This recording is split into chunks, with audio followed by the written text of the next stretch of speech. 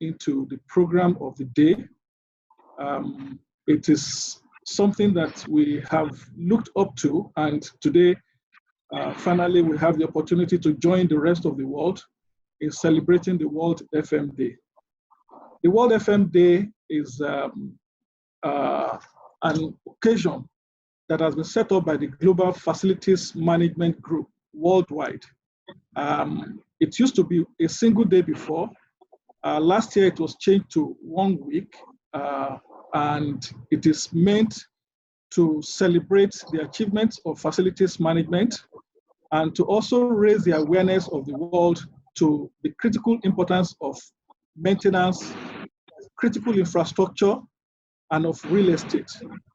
It also helps to ensure that an agenda is set to ensure we all work towards maintaining a very good standard of living for the people of the world.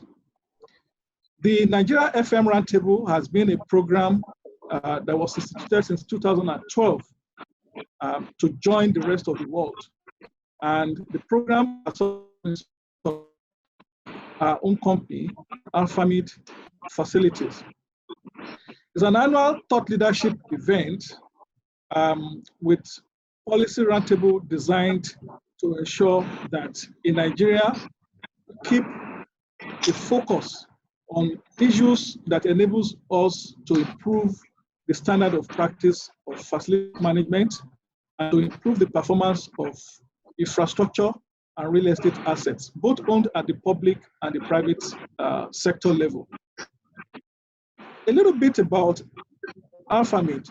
Alphamid is a company that is based in facilities management. It was set up in 2007.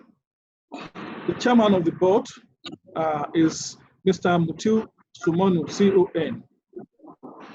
We have three main lines of services. We have the real estate development, we have facilities management, and we have healthcare. The company was recognized among the 360 companies to inspire Africa by the London Stock Exchange Group last year. Also, we were recognized among the top 25 CEOs in Nigeria for the Next Bull category award by the Nigeria Stock Exchange and the Business Day newspaper. Also, in 2013, Michael Porter, the professor of corporate competitiveness from Harvard University, and Tony Elumelu Foundation identified Alphamid among the top 50 fastest growing company in Nigeria. The facilities management section, subsidiary of our company, focuses on residential, office, commercial, industrial facilities management. We manage most of the iconic and most prestigious facilities all over Nigeria. Currently, we have in our scope over 2,000 family units that we are managing, including the 1,004 estates. We manage over 500,000 square feet of office and commercial space, operated in 11 countries outside Nigeria. We work for all the top brand companies, including oil and gas, telecommunication, and banking.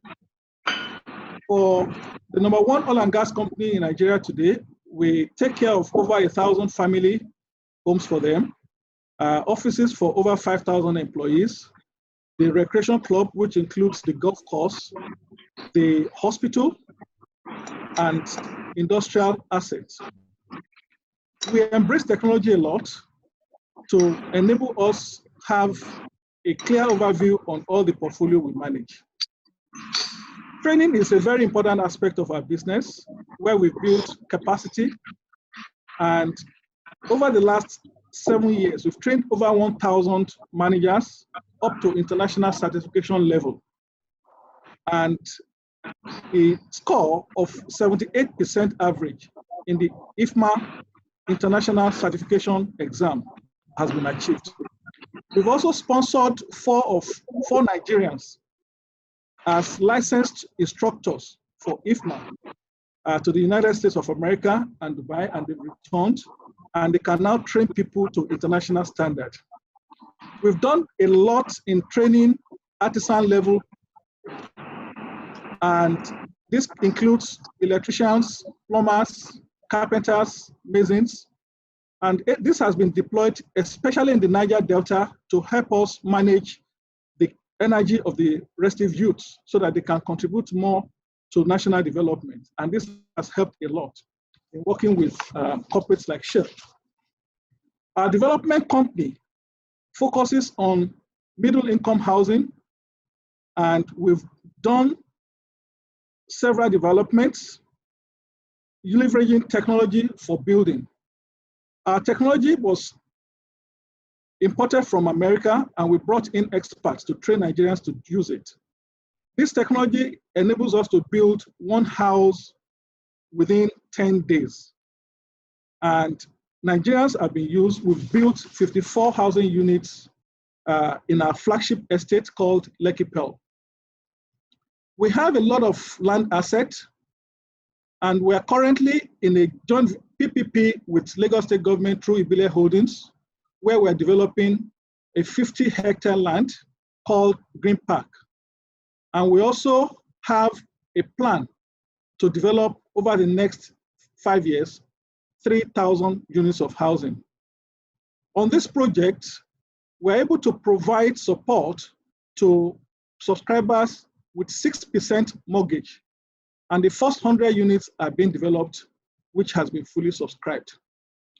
Our projects are certified, and we work to developing to Green Building Standard, IFC Edge, where we got the first Nigerian to be certified to that standard and can also train people within Nigeria.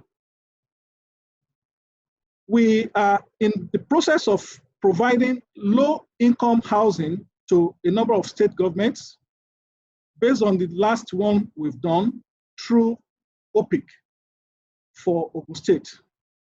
And this is currently being pursued.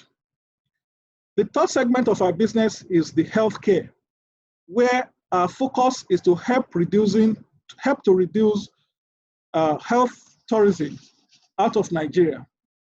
The health minister recently told us that over $1 billion is spent on medical tourism out of Nigeria. This has to come down. And the focus of our healthcare system is to invest in the Nigerian healthcare facility and also to help in providing quality healthcare to Nigerians at affordable price.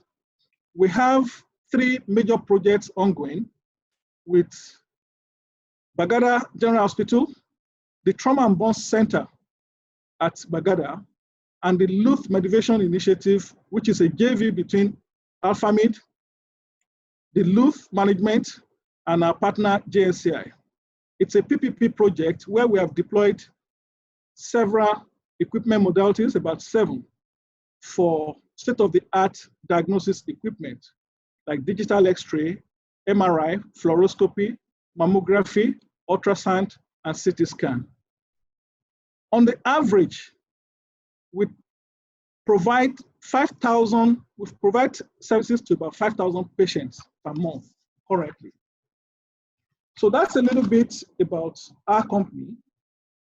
In the audience today, we have the #1 person in Oyo State. I am not very competent and capable to introduce him. Our chairman will handle that at the appropriate time. But I'm pleased to let you know that as at this morning, over 300 people have already registered for this as at 9 a.m. Our target is to hit 1,000 on this forum today. People from the analysis we've done, we have people from various industries, oil and gas, telecoms, financial services, construction, the media. We have about 10 professors currently online from various universities, from University of Ibadan, University of Lagos, University of Port Harcourt, University of Maiduguri, from all over Nigeria. We also have a substantial part of the audience this morning who are from outside Nigeria. So it's going to be a very balanced and very engaging meeting today. At this point, I'd like to mention that the facility you have, you can raise your hand. You can log in your question as the event goes on. Basically, we're starting now where the chairman will give his welcome address, after which the governor will come on to give us the keynote address.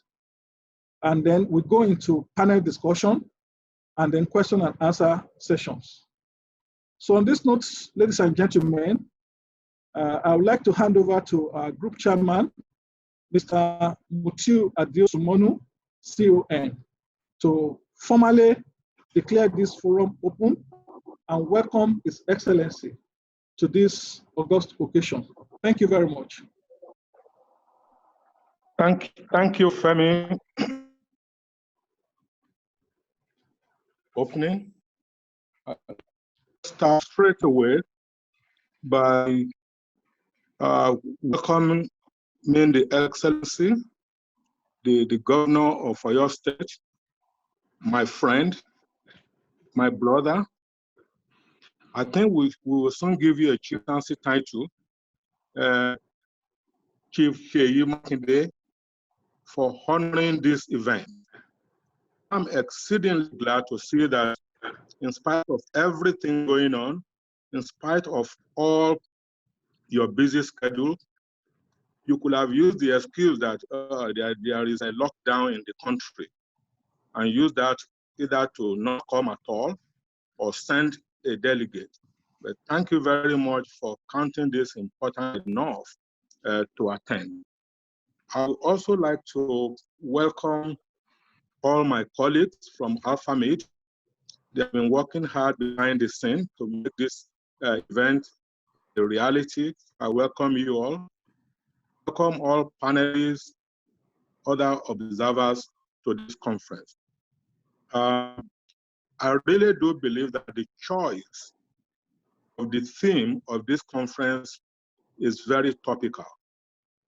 It is very appropriate. It fits into the mood of the moment. And I also believe that as we go into this conference, we will begin to see the fuller ramifications and implications of facilities management. It is not just about house. It is really more even about the environment. So I'm really pleased that this theme is our choice theme for this particular conference. Femi had given a very good introduction of AlphaMid. I just want to add that while AlphaMid is a leader in the facility management space, we are very desirous of pushing the standard of facility management in the country and in the region. And we don't want to be the only star. We are desirous of bringing other facility management companies along so that in total, our country, our region can begin to experience excellent facility management. And that is why we have continued to sponsor this particular conference. It is to allow us to push the envelope, is to allow us to bring newer facility management companies on board so that we will all put our hands together to improve the facility management services in our country. This year's theme, like I said, is so important because if you look at what we do, it's not just maintaining buildings. We are also into maintaining facilities. You will hear from our Professor Wabatunde Green, what we are doing in the healthcare space. Not many people will believe that that is a space that facility managers can get into, but we are there. We are not just cleaning the offices. we are helping in maintaining, in carrying out proper stewardship of equipment in the hospital, X-ray equipment, MRI equipment, bringing in new technology to play in that space. I know that we are even getting quite a lot of invitations from some of the states to say, can you come and help us manage a whole X-ray and MRI facility? We bring in modern equipment. If I really will recommend our panelists and our people who are observing us today to please try and pay a visit to Lut. You will be amazed about what we have done there in Lut as a facilities management company. I wouldn't want to turn this into a pitch for AlphaMate, but I think it's just important for us to appreciate that facility management is really very topical, especially in the state that the country is, in the state that the world is. As we start to reopen offices and workplaces, I do believe that facility management companies will have a role to play. We will have to change our game. We have to give people the confidence that when they are entering into an office, it is a very hygienic office. When they are coming out of the office, we have to give confidence to the world outside that they are going to meet, that they are coming out from a very hygienic office that has been properly sanitized and that people are very healthy. So we have to change the way we deliver facilities management. And I'm hoping that in the context of today, our panelists will actually take us through a journey that will start to make facilities managers throughout the country, throughout the world, to start to recognize the challenges they have to really tackle. And more importantly for me is that technology is going to be key. We need to bring in new technologies. We need to bring in new systems, new approaches to facilities management, such that indeed facilities management as a discipline, as a sector, can rank high with any other sectors around the globe. So that's really my opening remark, and I really want to wish all our panelists a very good discussion that will actually help us in changing the landscape of facilities management. So thank you all. Thank you very much, Mr. Chairman. And I think you have done the work I'm not capable of doing, of introducing and welcoming our special guest for today, the Executive Governor of Oyo State. And let me give a personal self-disclosure. I'm an Ibadan born and bred boy, Loyola College. And I'm pleased to welcome the governor of my own state, my own governor, to this forum today to address this august occasion. You will be talking to so many people within Nigeria and outside Nigeria. And the Global FM has also made it possible for every country as they celebrate to post their clip on the global map. So this event is being recorded and it will be watched all over the world. So this is a unique opportunity for me to showcase the fantastic job that my governor has been doing. We used to hear of Ibadan being a dirty city.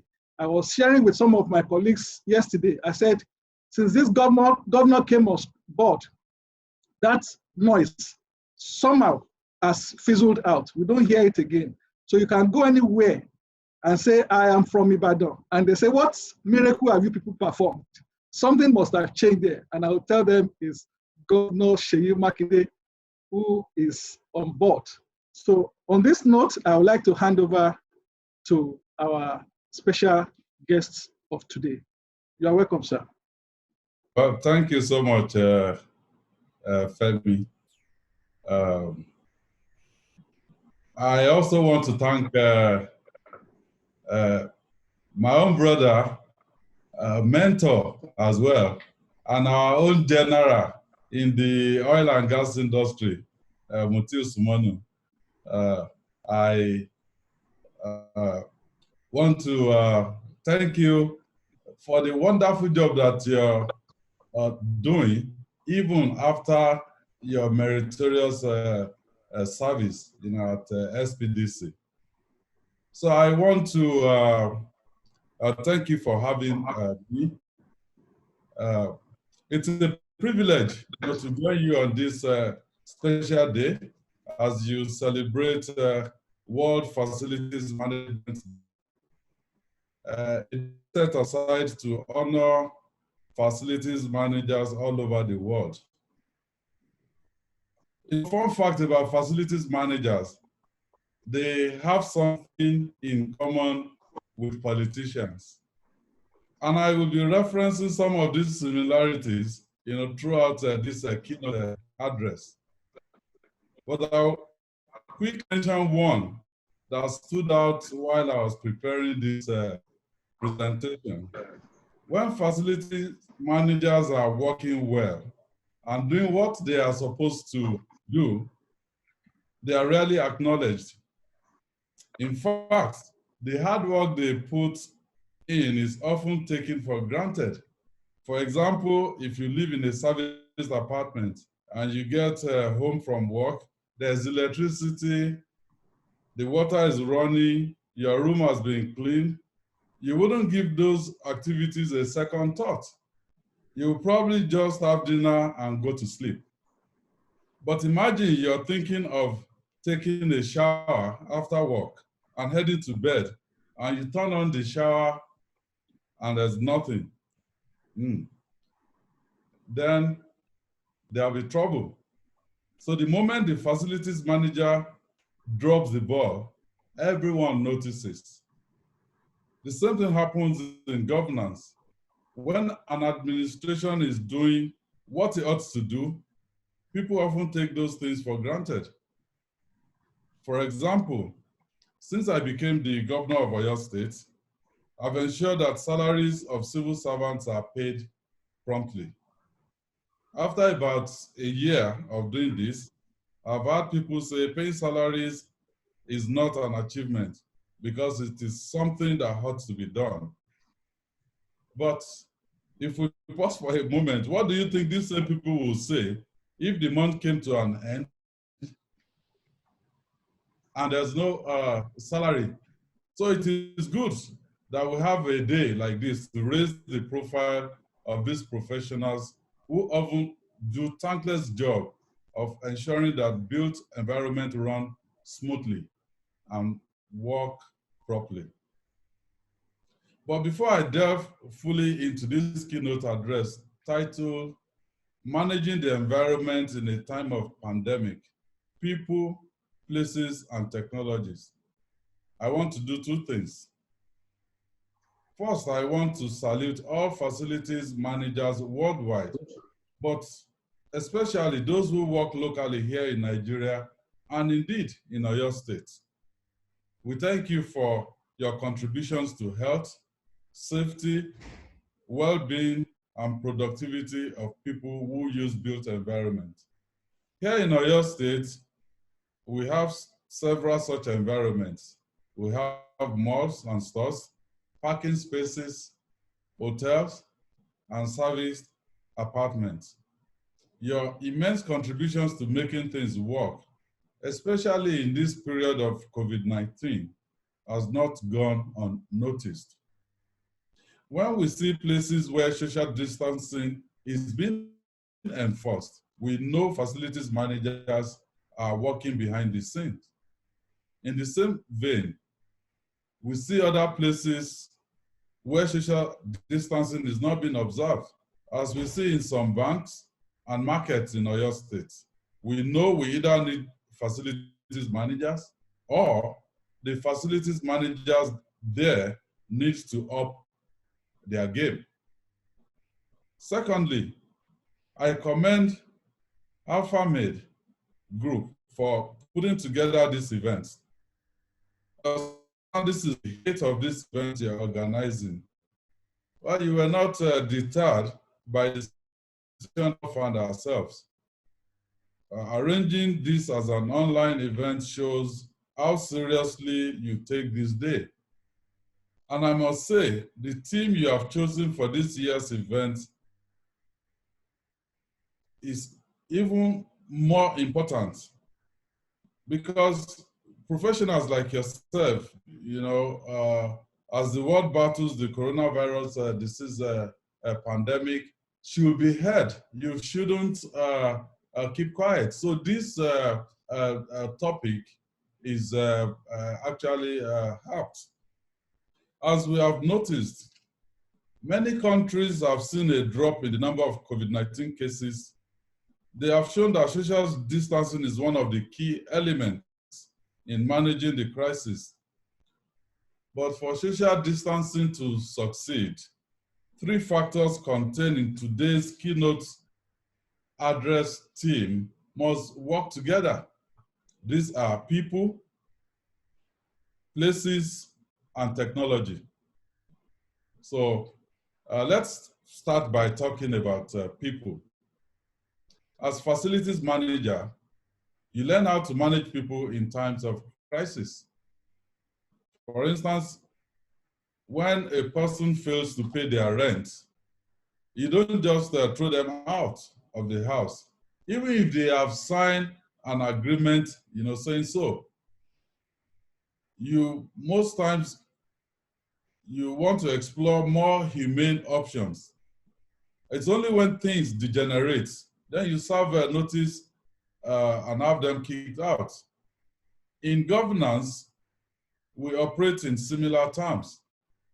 One of the things people often complain about in the handling of the COVID-19 pandemic is the enforcement of directives.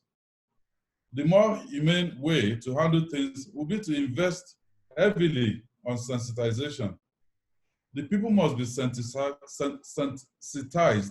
and then given the right incentives so that they will willingly follow the directives that relate to social distancing. We all know that social distancing is not something innate. It has to be learned. And it takes time to unlearn a habit and learn new ones.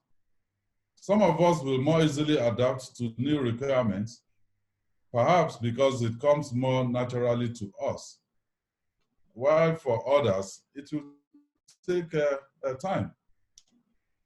I mean, as human beings, we're actually not set up, to practice social distancing. We, especially in Nigeria, we really want to come together. In Nigeria, we are community-centered people and love to do things in groups. We could choose to enforce social distancing and do more harm to the psyche of the people, or we could choose the carrot and stick approach, dialogue and then enforcement. In Oyo State, we have chosen the latter, and as I proceed with this keynote address, you will understand precisely why. The second factor is places. The facilities manager has an advantage over government in this regard because the environment that you manage is built fit for purpose. In our handling of COVID-19, we have run into issues with places. The spaces must be redesigned to apply social distancing. Any engineer will tell you that it is easier to design something from the scratch than for you to redesign or modify what has already been implemented. So I've heard a lot of people complain about how we don't have social distancing in markets and other places. We know the problem is a faulty design, and the resources to redesign these spaces is not readily available. We're faced with a pandemic and also economic meltdown. So the last factor is technology. Application of technology is vital. I mean, if we take just this event that we're holding, is being held online because we have infrastructure to do so. Without technology, this will not be possible.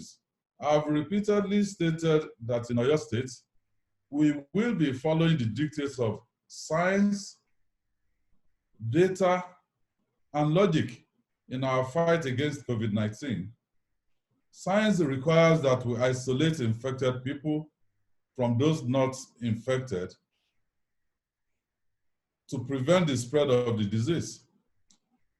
Science also dictates that we have to quickly identify those who are infected through testing. And so, in obedience to science, we collaborated with the virology department of the University College Hospital Ibadan to set up a diagnostic center to test for COVID-19. We also upgraded one of the health facilities in Oyo State to set up the state's infectious disease center, which serves both as a treatment and research center. Additionally, we collaborated with the private sector to ramp up testing for this disease. We began testing more, but we soon ran into another problem. The results weren't coming out as quickly because reagents are scarce. So again, you see how the three factors come together. We needed people, clients, and health workers. Let me pause and say a big thank you to our health workers, both in the public and private sector, who put their lives on the line at this period. So we needed people, health workers, and clients who will volunteer to be tested.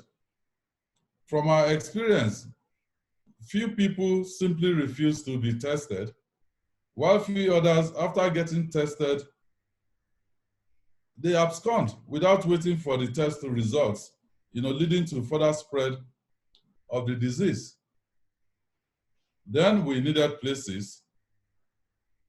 This we could control. And then technology.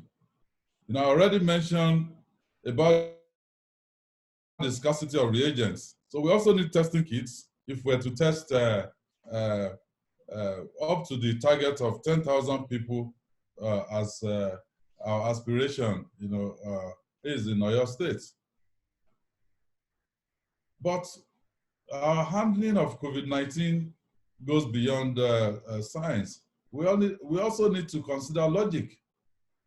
And this logic means taking into consideration our economic realities and other factors, some of which I have mentioned. For example, we could insist that people stay at home, that markets should run at half their capacity, that transport and other businesses either stop functioning or they function limitedly.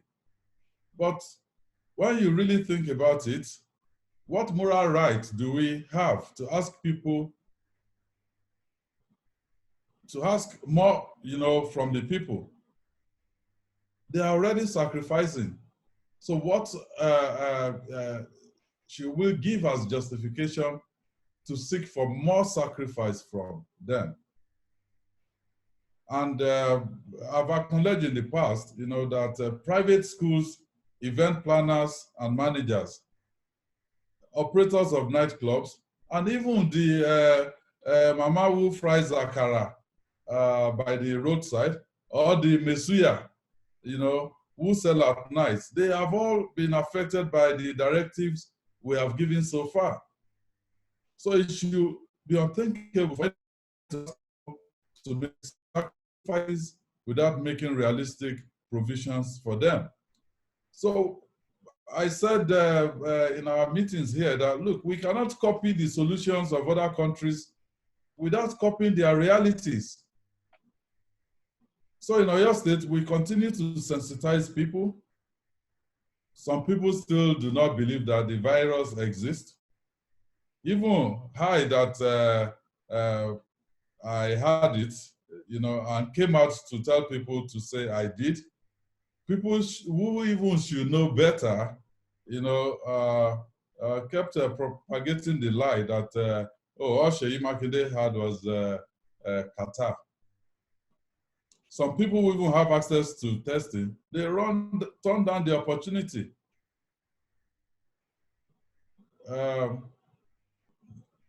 I mentioned to somebody, I believe 2 or 3 days ago, when he said, well, you know, I should have gone into the Guinness Book of Record, you know, as the a guy that recovered within the shortest possible time, you know, in history.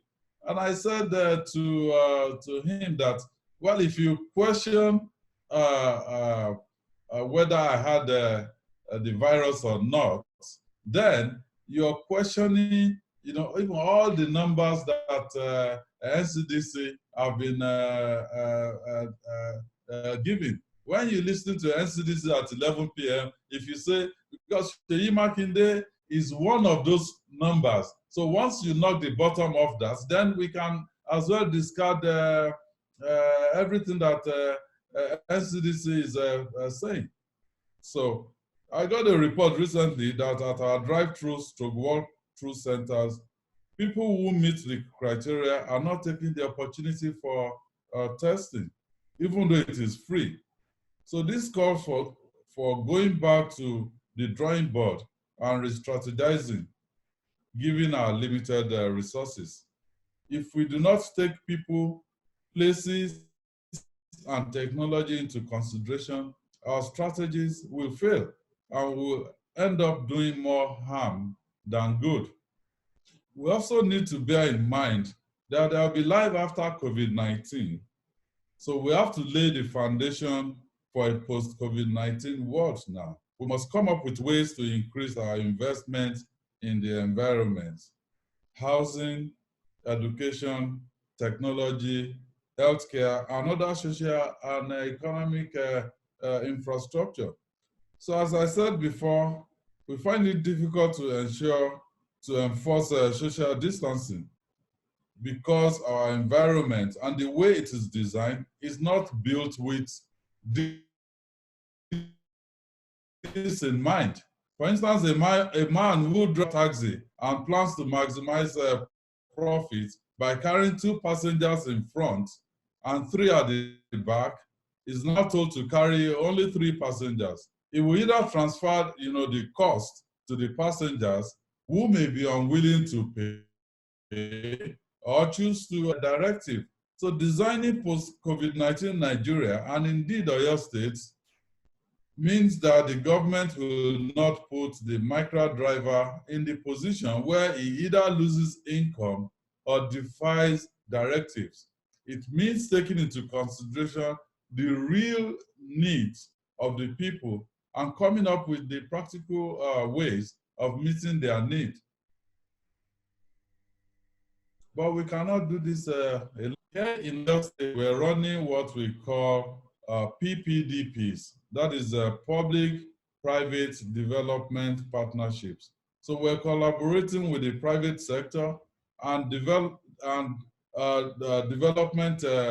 organizations to ensure that the environment continually present business and people with the right atmosphere for productivity and growth.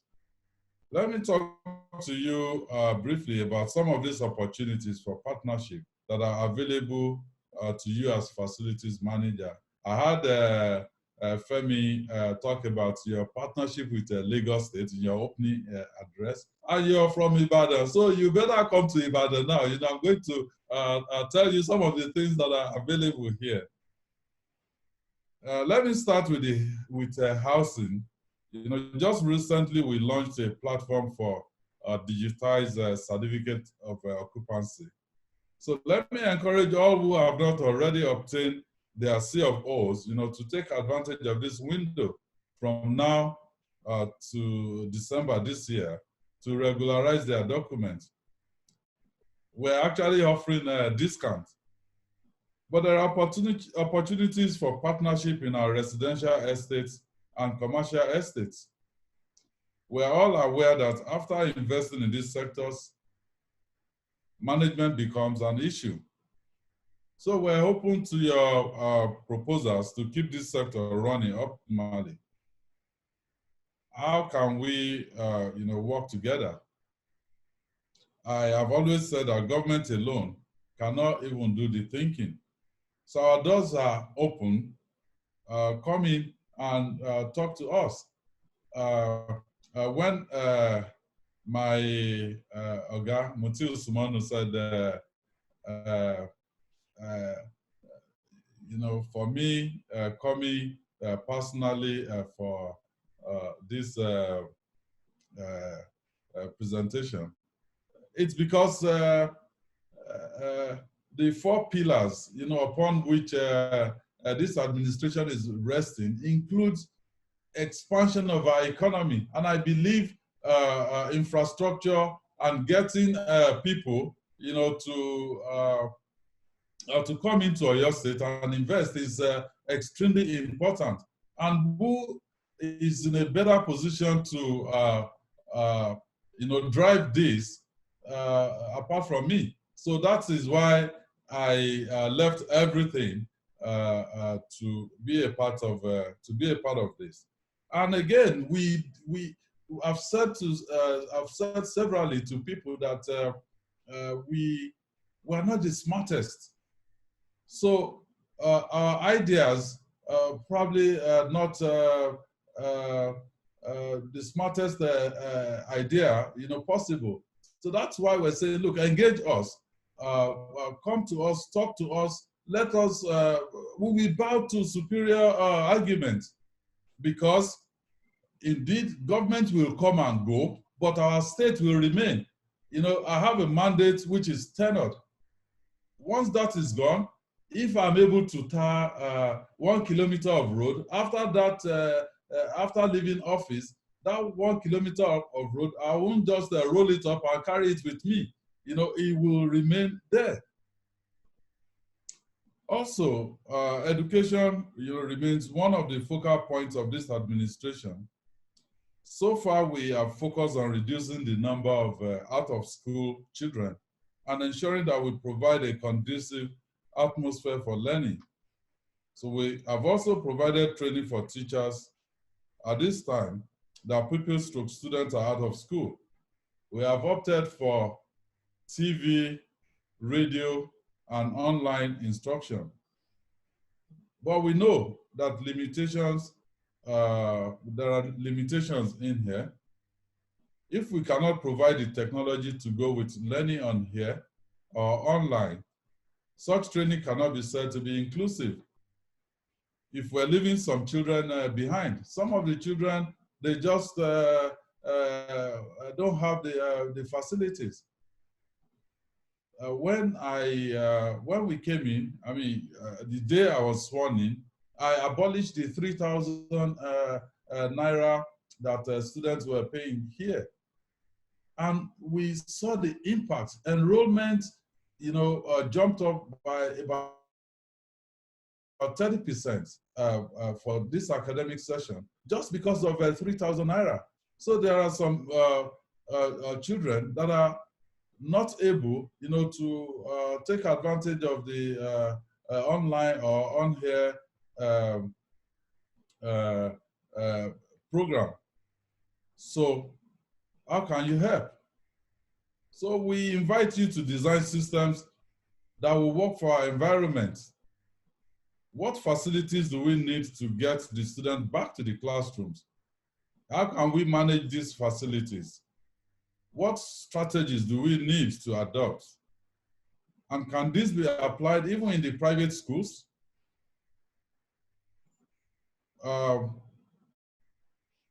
One of the problems that we are trying to solve right now is the fact that the public schools were paying their salaries, but the private schools, they pay salaries from school fees and other things that that come from their student population. Now the students are at home mandatorily, and they have to pay their teachers. They have to run their facilities. They have to manage their environment. So what strategies do we need to adopt? And can this be applied, to some of the vulnerables out there? So our administration is open to whatever proposals that you come up with, as we continue to open up for economic activities. In the meantime, are there ways we can further leverage the technologies we have to better the output that we're getting? For instance, the children are in their homes learning, but how do we know that they're actually learning? Can we leverage technology to get the kind of feedback we will normally get in the classroom? How can this be facilitated and managed? A private sector-led initiative that addresses these key issues will be warmly received. In the area of healthcare, which also happens to be one of the 4 pillars of our administration, the COVID-19 pandemic has shown up the rot in the system. In Oyo State, as I mentioned before, we have to collaborate to get a diagnostic center for COVID-19 in the state. We also upgraded existing facilities into isolation centers. The good news is that we're using the opportunity provided by this pandemic and the goodwill of our supporters to upgrade our health facilities. We decided, against joining the fad of converting open spaces into treatment centers.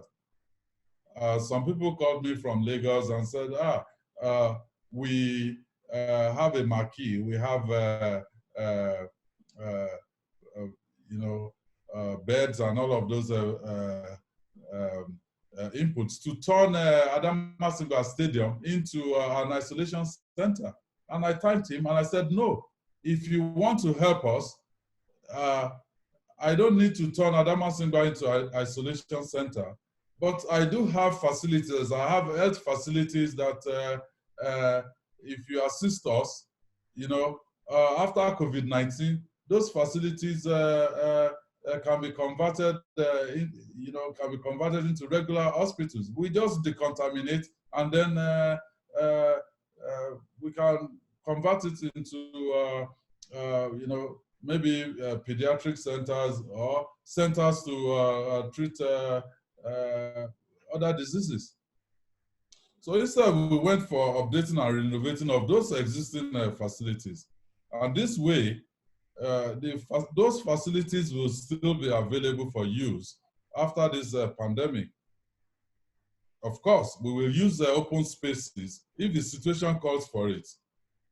So it is not like it is completely off the table, but if we don't get to that point, then we will have gained immensely, from the upgrade that are going on right now, to facilities across the state. So I like to use this opportunity to also invite proposals from, investors in the private sector to manage some of these facilities. The last thing we want to happen is post COVID-19 pandemic, the government and the civil servants, the standards are really not that high. So it will be a big shame, if after all this investment that we have made now, the infrastructure is allowed to go to waste. So highly skilled facilities manager will ensure that the gains we have made now are sustained. So you're invited. I'm waiting for proposals in this direction as well. And if I take the health insurance scheme in Oyo State, for instance, it is designed to ensure that individuals who buy into it can get affordable health care. But, before COVID-19, we have started a medical outreach program. So is there a way of continuing this program with proper management? I would surely like to know. And what about the social and economic infrastructure? Well, we're investing massively on road maintenance and construction. I mean, just yesterday, I inaugurated a project monitoring committee that will monitor work on the Rural Access and Agricultural Marketing Program called RAMP. This project aims to add 1,000 kilometers of rural roads so as to open up the link and link these areas with cities and towns. We are especially targeting our farmers who need to come out to sell their produce. So it will open up the rural areas to industrialization. And these are opportunities coming up. So can you see areas in which you can participate in these sectors? The hospitality business and markets are two areas I can easily identify. Can you come up with designs of how markets can apply the principles of social distancing as they operate at this time? What about after now? We have tourist attractions in Oyo State. Some of these places can be turned into built environments to drive the economy post-COVID-19. So we await your proposals and inputs. And I give you the assurance that you will get attention at the highest level. So I again use this opportunity to charge you to take the right steps to create opportunities for collaboration between the Oyo State government and you as a professional facilities manager. I charge you to rise to the occasion, particularly now that the world needs you the most. Our doors are open. We're ready to receive your proposals and constructive criticism of the policies we're adopting. The question remains, are you willing and able to work with us? Well, we are completely open. And once again, Femi, I want to thank you for having me, and I'll be open to a few questions, but in about 10 minutes, I need to run away from here. Thank you, Femi. Thank you very much, Your Excellency. This is a mouthful. You can never be disappointed when you talk to people with private sector background that are in public sector. The sales instinct is always there. My governor has marketed the various opportunities in Oyo State. Not only has he done that effectively, he has challenged us. And this is why you need to be careful the kind of boss you choose. When they throw challenges, they smile, but trust me, they are tracking you. This is really interesting. There are two questions that we have picked. Since your profile was published that you are coming, I think a lot of people have been waiting to bombard you with questions. So many questions came in, but we cannot throw everything at you.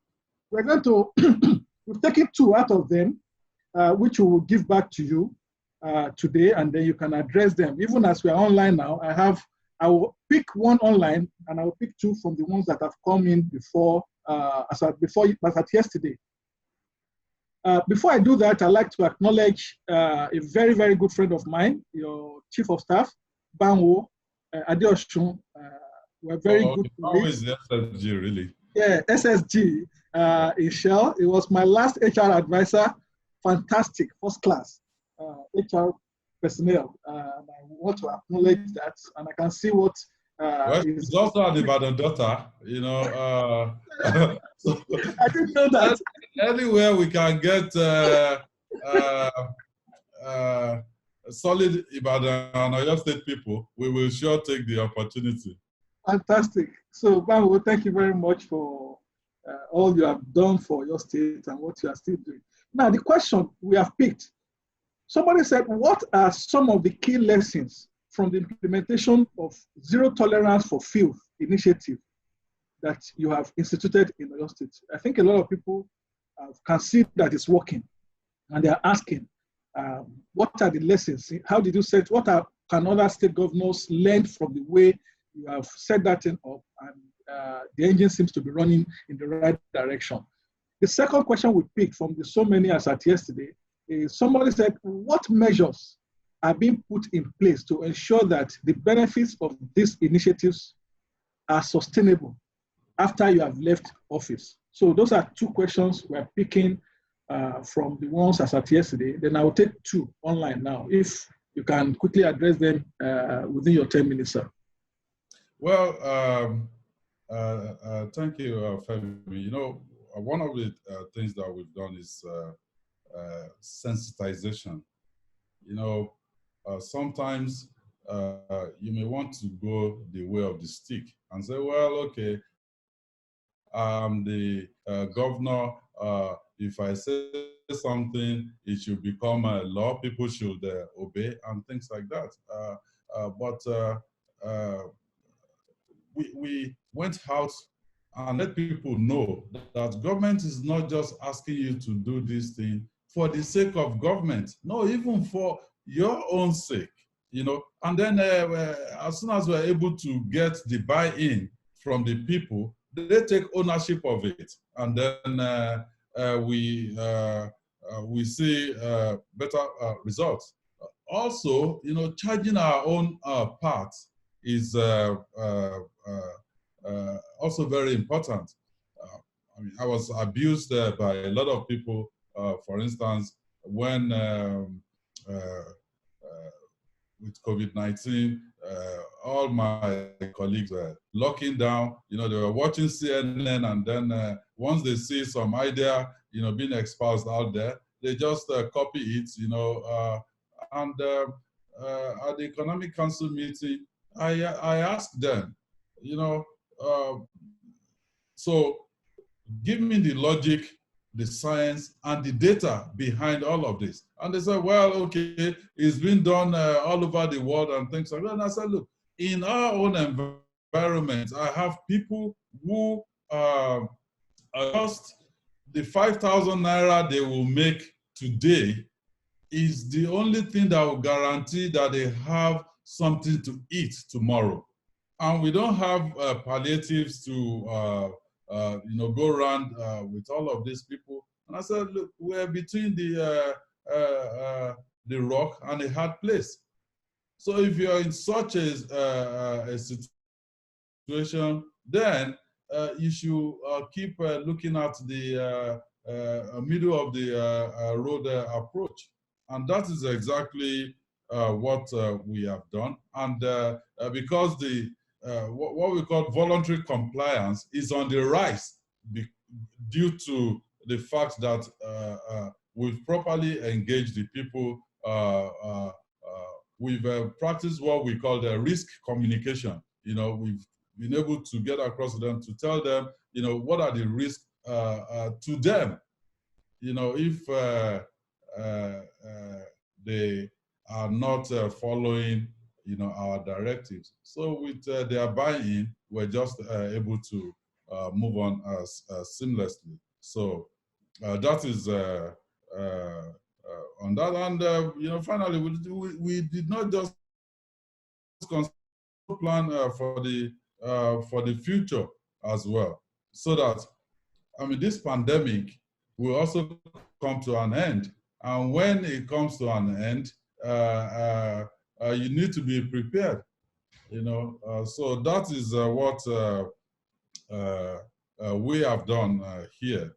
And regarding your second question, which is what measures are being put in place to ensure that the benefits are sustained even after we've left office. You know, as I stated in my address, one of the reasons why, for instance, we opted to upgrade our health facilities and use them as isolation centers rather than using temporary structures is to ensure that some of those benefits, they are sustained, they are there.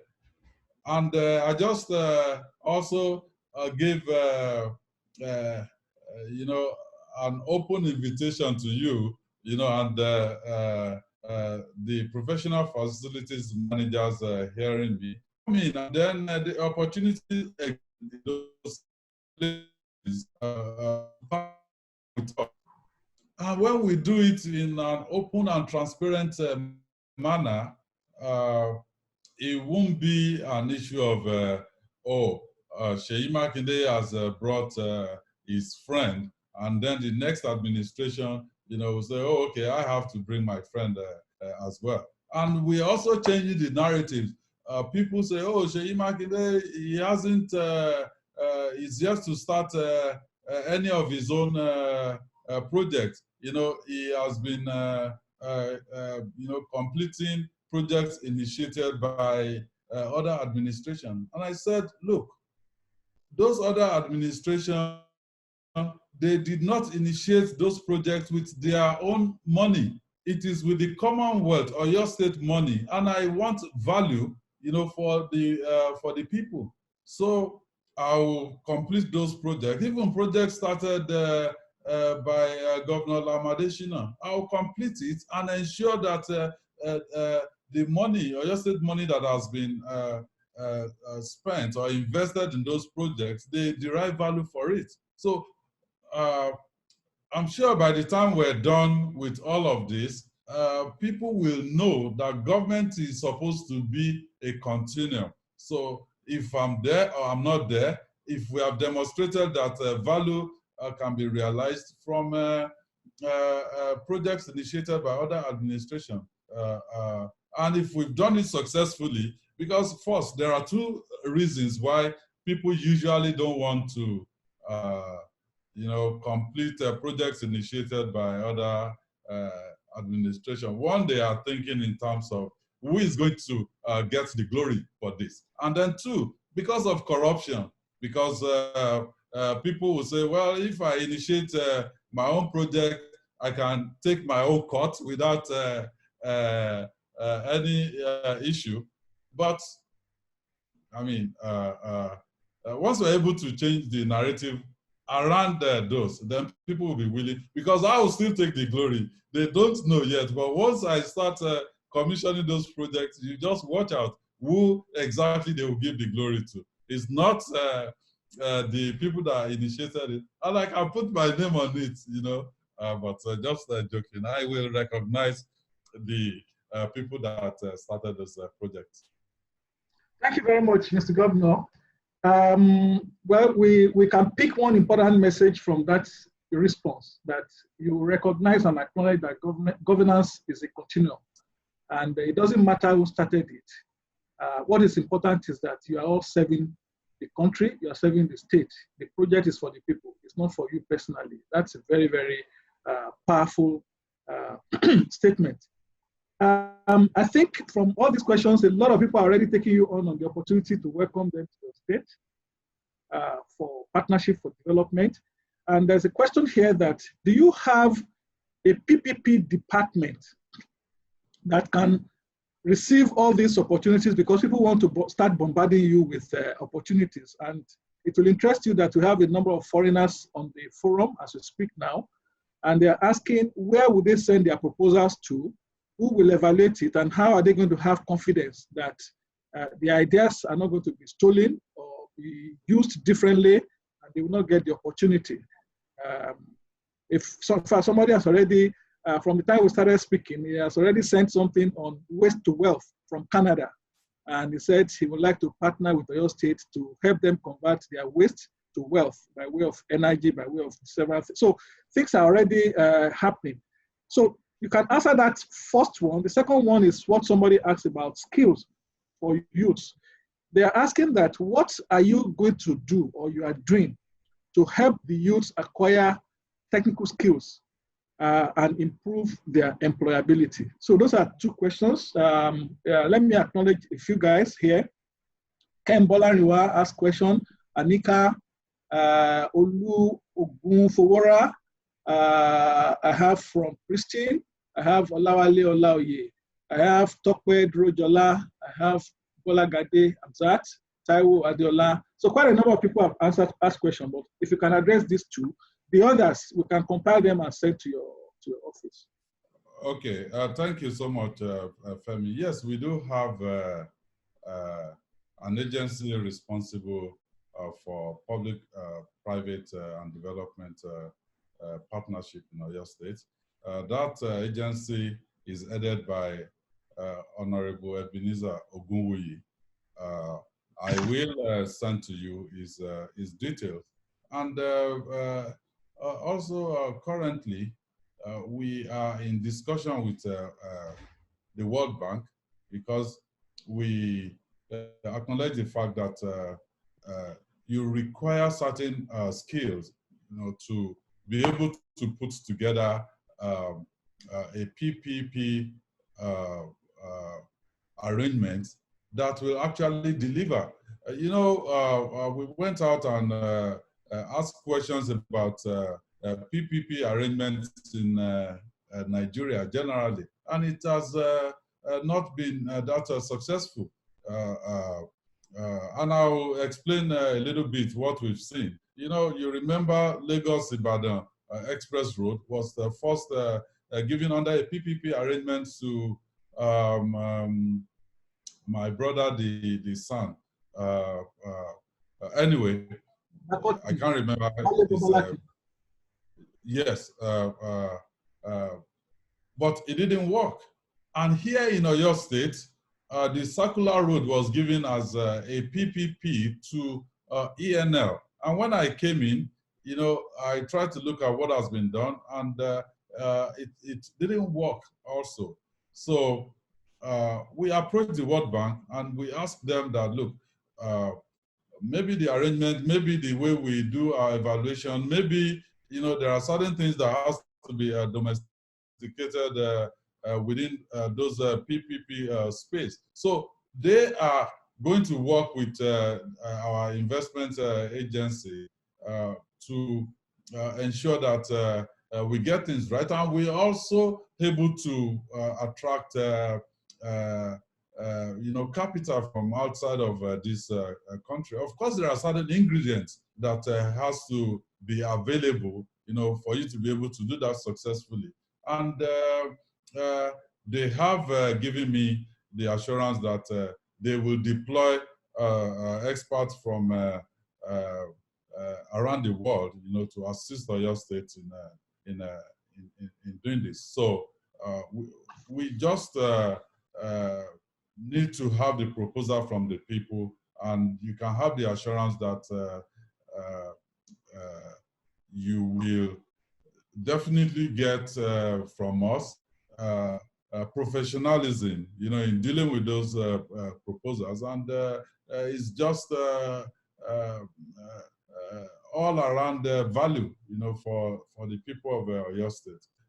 I've had quite a number of people say that they haven't seen a few of the things happening here before, because we advertise for projects, they bid. I hardly know who is the people behind the project. Like 2 days ago, I went to Moniya Isheyi, and there's been an accident in there, a fire incident. 21 vehicles were burnt, 11 shops, and 3 people lost their lives. So I got there and I saw that the contractor handling that road lost an excavator and also a truck. So when I went to the office, I sent a message to the Commissioner for Works, and I said, can you send me the number of the MD for this company? Which he did, and I called them. And we gave them a 10 billion naira job. I don't know who the MD is. Well, I know the chairman, who is a Lebanese, a naturalized Nigerian Lebanese. Well, I don't have his number either. I just know that this is somebody that we've met before. So this is what you get in Oyo State. It's all about value for the people of Oyo State. So send in your proposal, we will evaluate it, and we will give all the support that is necessary, for you to succeed here. And the second question is, youth empowerment. What are we going to do to ensure that our youths are employable? Well, it's not a problem that is synonymous with only Oyo State. nationally, standards have gone down as far as education, especially technical education, and vocational education, because everybody cannot work for government. When I came in here, I met a workforce of close to, for the states, a workforce for the state and the local government. I met a workforce of about 40,000 people, and for the state, a wage bill of 6 billion monthly, and for the local government, a wage bill of 5 billion monthly. So if you add the two together, that's 11 billion. And I'm saying, okay, so what exactly are we producing? And all of this workforce, what are they generating? But I mean, if it were to be in my private capacity, I would let 75% of that workforce go. But this is a public environment, and part of why the government exists is even if those people are not working, you will still design some social inclusion means, to pay them, even if they are not working. So if they are working and I can get a certain percentage out of them, I'll just take it. So not everybody will be able to work for government. So what are we doing about vocational studies such that the people are able to, function outside of government? So what we're doing is our vocational centers, the polytechnics, they are being upgraded, and then the people that are already out there on the streets, some of them were saying, look, let's get them to the farm,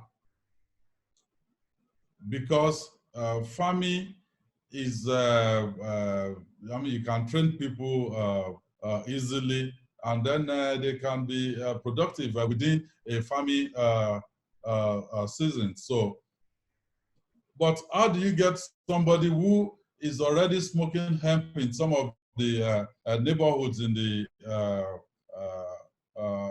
major urban centers, to the farm? So we said, okay, some of these farm settlements, we convert them to farm estates. We bring in private people. We also try to marry those youths, private people, and then they can manage under the private sector-led arrangement. So about kicking this off, and of course it takes quite a bit to do all the planning, to get all the data, because if we don't know, okay, how many are these youths that we're even talking about? You see, numbers don't lie. So you need to do identity management for them. You need to classify them, and you need to also ensure that when you have a program, you have a way to measure the effectiveness, of that program, to say, well, this is how many of these youths that we've actually been able to rehabilitate, and this is how many of them that are doing this somewhere, and this is a contribution to the economy. So that is what we're doing. Majority of them will have to go to the farm. And even this, during this COVID-19 thing, we wanted to make a face mask for people. So I called the Nigerian Union of Tailors, Oyo State branch, and I said, look, we want to do this. I want the money to stay with you, and I want you to bring in a lot of your people so that they can get trained on how to make those masks. Okay, when they started, the quality was really bad, but as they progressed, I mean, the quality improved, and now they've been able to do that successfully, and we are now giving them the task to make the PPEs, the gown. We said, okay, instead of importing gowns, for the health workers, let us see if we can do it in Oyo State. So that way, you're expanding the economy, you're giving money to the people, and they can also grandfather a lot of their people into that program. So I believe I've answered your question, Femi. Maybe if you don't have a clarity on anything, just let me know and I can share the light on it. Thank you so much, Mr. Governor. We appreciate the fact that you have another appointment. In fact, you've been so generous with your time to stay till this time because we were told you needed to sign off by 12. This is really, really good, and we appreciate it. The point about, because the questions are still coming about how they are going to get the details of the PPP office. I will send it to you. Both his email address, his number, but also if anybody gets to your state secretariat, you will definitely be pointed in the right direction. Okay, so we can, if it comes before the end of this forum today, we can post it so that everybody can see it as transparent. The governor. No, I'll ask them to send it in the chat box, yes, right? The question and answers. Yes. Yeah, we will send it to you. All right, I think we can release the governor now so that the conference proper can progress. Our panelists are waiting as well. Mr. Governor, I'd like my chairman to say thank you to you, and so that we can take off to the second part of the program. Chairman, sir. Your Excellency, thank you so much for the insight you have given us. I've been reading a lot of comments online about your openness, your transparency, your professionalism that you are bringing into play in governing Oyo State. We pray that God will continue to back you up. Please don't forget AlphaMate. Thank you, Your Excellency. Okay, my general, sir, well, you taught us most of this, my early days in Shell. So, well, thank you and enjoy the conference. Thank you so much. Thank you. Okay, so we are moving straight to the second part of the program. Having listened to the executive governor of your state, he has dropped a lot of hints, a lot of challenges for the industry, for the players, Nigerians both at home and in diaspora. This is one of the beauty of this forum. Every year in the past 8 years, we do host we started the first year was 50 people, but between the second year and the last, both in Nigeria and in Ghana, we've been doing between 150 and 200 people. And I can tell you, when I look at the budget this year, this is the cheapest round table budget that we have ever spent. It runs into tens of millions that we spend every year to host people. The hotel we use is usually standard. We use a hotel. In Ghana, we use the best hotels available to host people because we appreciate what they bring to the table. So our people in the diaspora are able to join us today. So we thank them for being on board. I will move straight to the panel discussion. And today we have a very, very powerful, carefully selected panel members, people with experience, with authority when it comes to issue of environment. And one of the things that is very, very clear when you talk about environment is that you have internal and you have external environments in all cases. Our focus today will be on the external environment. Even when you get to external environment, there are three key aspects that stand out. It is the physical environment, it is the economic environment, it is the social environment, among many others. There's a very close interaction among these three environments.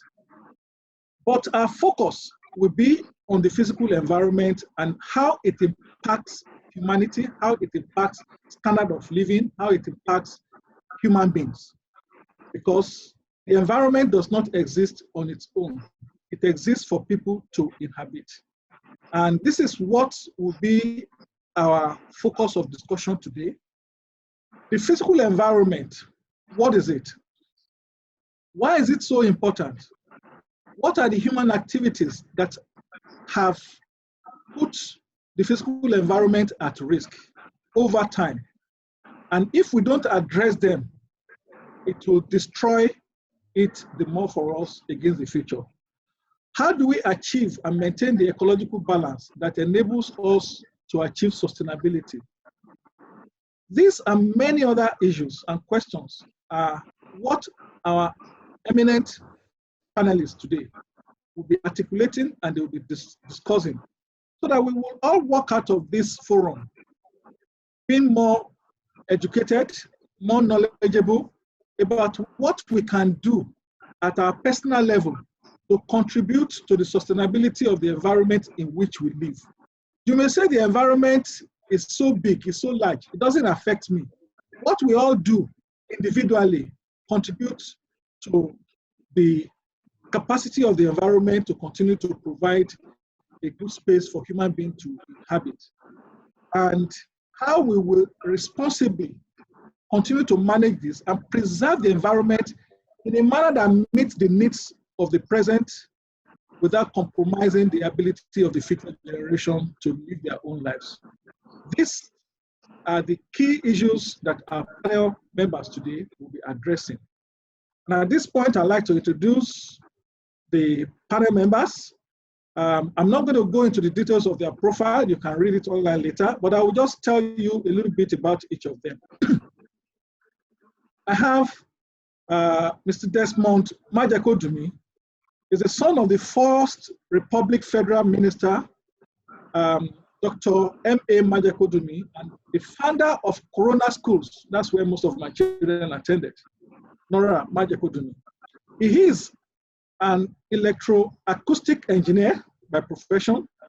He was educated at Corona School also, Ikoyi, King's College, Lagos, and International School, Ibadan, UI Ibadan. Norwich City College, UK. For 12 years, he has worked with the Lear, CTS UK, Philips Nigeria. He's currently involved in several NGOs, including the Nigerian Conservation Foundation, where he serves on the governing council. That is Mr. Majakodumi for you. The second person I'd like to introduce is Mr. Professor Babatunde Green, who has been mentioned during our discussion earlier. He has 35 years of progressively advanced career in healthcare in both the private and the public sector.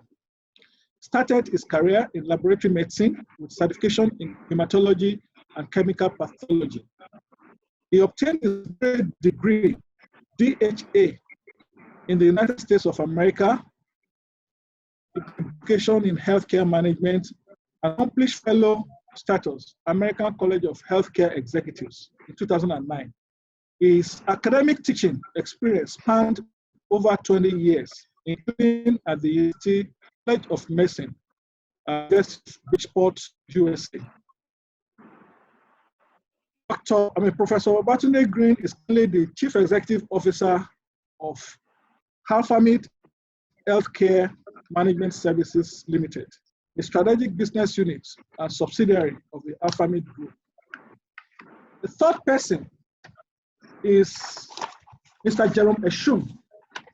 Mr. Jerome Eshum is the former managing director of the National Trust Holding Company, Properties Limited, Ghana, NTHC. He's a Harvard-trained economist with qualifications in law and journalism. He has over 4 decades, that's 40 years of experience at top-level executive management position, a very, very influential person in the economic management of Ghana. He has served in various roles in the public and private sector, including being the general manager of the director and director general office of the Social Security and National Investment Trust of Ghana. He was also a one-time head of treasury in Ghana.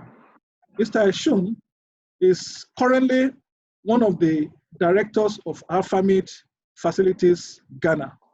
Alphamid Ghana is one of our 11 operating countries outside Nigeria. and he sits on the board of AFAMID Ghana. Then I have Mrs. Wale Odufalu. Wale is SCIS and member Institute of Workplace and Facilities Management, formerly the British Institute of Facilities Management. Is FMP certified and is currently the group executive director corporate services of the AFAMID group. She also doubles, and by the way, she's not on this panel because she worked for AFAMID.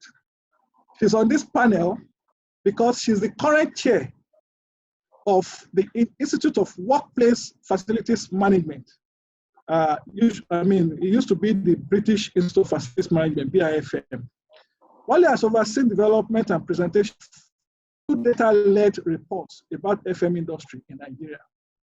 Wale happens to be the first chair of that institute in Nigeria, and she has settled in properly in that position. I think she has done 2 tenures now and probably ready to hand over to another executive.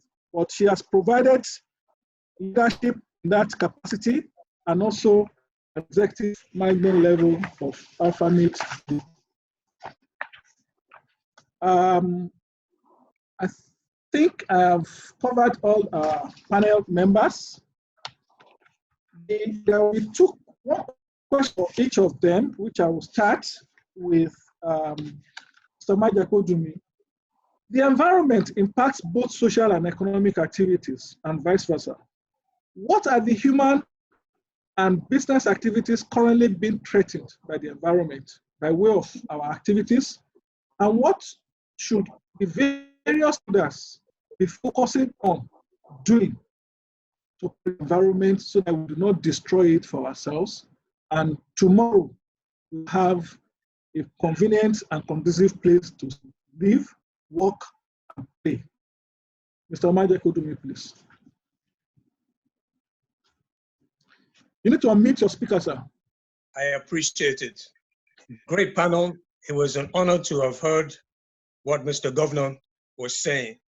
And actually, the reality is that a lot of the solution to the problem post-COVID is going to come from Ibadan, from Oyo State.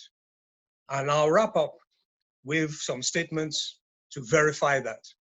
But to start, to answer your question, the reality is that mankind has never faced this type of problem that we're facing now.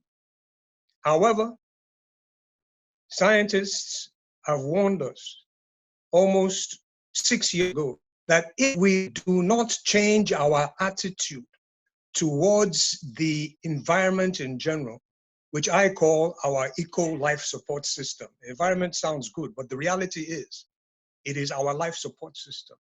And if you don't believe me, try holding your breath for 10 minutes, and then you will know that without oxygen, which God Almighty in His infinite wisdom and mercy gives us from all types of processes, from photosynthesis, from the green leaves and so on. Without that oxygen, 10 minutes, you're gone. So it's our life support system, water, food, everything. Scientists warned us years back that if we continue this terrible bandage against the various ecosystems, destroying forest cover, destroying any type of animal we see, we shall unleash zoonotic pandemic, which is exactly what has happened. Even if, as some speculate, it came out of a laboratory, the reality is the template is zoonotic. And what were we doing playing around with zoonotic viruses in the first place? We've been totally irresponsible. However, this is a gentle touch because scientists have also been telling us, a larger group of scientists from the United Nations, from the World Meteorological Organization, they have stated categorically, very clearly, that if we continue the massive pollution that we're polluting into the atmosphere, particularly with greenhouse gases, but other gases as well, and we continue with the massive destruction of the forest systems, the massive pollution of the oceans, we shall unleash catastrophic and unstoppable consequences. So the question now arises, are we going to listen to the scientists? Now that Mother Nature has given us a small warning with this slap, and I say it's a small one, even though it's a huge pandemic, it's affecting a lot of people, it's a small warning. Because the one that could come afterwards, either another zoonotic transmission or the climate change catastrophe, could be far worse. So we need to adjust very radically our attitudes. And to end, I know I just have another minute, so I'll just go into the metaphysical aspect of it. Because every action obviously comes from the mind, it comes with a thought. And the reality is that we Homo sapiens, we human beings, have been put here by the Creator, who, by the way, in his scripture is very clear that the creation is very good. He is also very clear in the scripture, the Holy Quran, we are caliphs, that is caretakers. In the Holy Bible, in Genesis 2:15, puts us as stewards of the creation, which he said is very good. So we who profess to love, we who profess to worship the Creator, we're destroying his creation. So we need to come into a reality of our relationship with the Creator and decide, no, we're not going to do this anymore. We're going to now become creation carers. We're going to start looking after nature. We're going to stop poisoning her. We're going to stop destroying. We're going to look for the common good. And once we get that mindset, there's a lot of practical things we can do. And that brings us to Ibadan. Because one of the most practical things we can do is regenerate our green. Nigeria's flag is 2/3 green. There's a reason why they put 2/3 green in our initial flag, because we're an agricultural nation. We're people who are supposed to be with nature. And Ibadan has wonderful institutes. The Federal Forestry Institute, Institute for Forestry Research is there. The Nigerian Institute for Horticultural Research is there. The IITA, International Institute for Tropical Agriculture, is there. They've already produced so many wonderful cultivars and seedlings and so on, which were introduced years back, but irresponsible governments did not utilize them effectively. I believe the incumbent government now is going to make fantastic use of that. And post-COVID is going to put us on that path of regenerating our green space. We must do that. Regenerate our forests, go into massive, organically, if possible, agriculture is going to help tremendously. So the bottom line is, hey, we must start to listen to what our Creator tells us in his scripture, that we are supposed to be caring and looking after his creation for ourselves and for our children and the children yet to be born. Thank you very, very much for this very important message, that we're all responsible and we must all do something about the environment in our own individual capacity, and it adds up to make the global work and living place a better place for all of us. Thank you very much, Mr. Majakodumo. My next question goes to Professor Babatunde Green. Health, they say, is wealth. The COVID-19 pandemic has shown us clearly how fragile the whole world is, how interconnected the whole world is. Somebody coughed in China, and within few hours, the entire world caught the cold.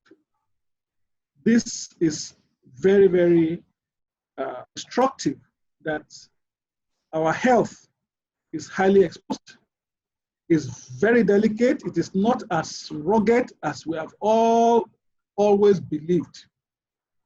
So the question to you is that there's a lot of work to be done if Africa's healthcare must cope with emerging demands. Given your experience establishing the first of its kind radio diagnosis center at the University of Lagos in form of a PPP, because it's always been there, but the first one that has proven to have worked effectively, and the model is available for anyone who is interested, any state governor or teaching hospital. what are the collaborative opportunities you see between the government and the private sector in rising to this challenge, so that we can scale up those kind of collaboration and we can make it work more for Nigerians in general? Professor Babatunde Green, please. Thank you very much, Engineer Akinde. Your Excellency and my fellow panelists and my colleagues, it's a pleasure to be with you, and it's an honor to be back to my country, to give back. I left when I was in my early 20s and came back almost over 3 years after that. And it's an honor to collaborate with all kinds of people over the last 4 years that I have been back in Nigeria. Nigeria is so blessed. In my years of experience studying and practicing in the United States and serving the United Nations as a consultant since the mid-90s, I have found out that Nigerians are blessed with people resources. A lot of my colleagues all over the world are rated the best.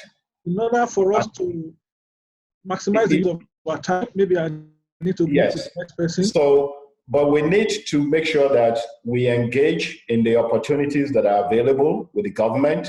The legal structure is there for us to do this. The PPP Act, the NHIS bill, and some hospitals are already realizing this. The pandemic has given light to the fact that there is a big hole, there's a big gap in where we are and where we should be. And so the opportunities to partner with private sector is there. The government, the federal government and the state government should reach out. And in fact, private sector like Alpha Mid Healthcare Facilities Management and Alpha Mid Healthcare will be reaching out now to more hospitals. We will take it as instructive by what Governor Makinde has said so that we can deploy our expertise and reach out in the various areas of collaborations, facilities, people, training, technology, and managing the environment of care and services to deliver the best quality healthcare to our people in Nigeria. Thank you very much, Prof. We duly acknowledge your authority and your knowledge in this space.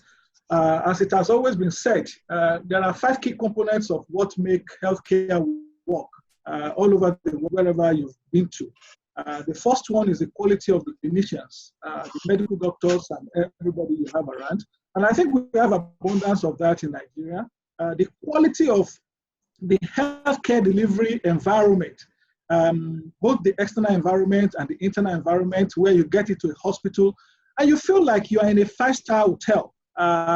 Before you receive your first consultation by the doctor, you're already feeling better. It's different from an environment where you walk into a hospital with 1 disease and you come out with 5. So these are key areas where focus needs to be given. And thirdly, is the quality of the diagnostic equipment that the hospitals use, the quality of the procedures, which is very, very key.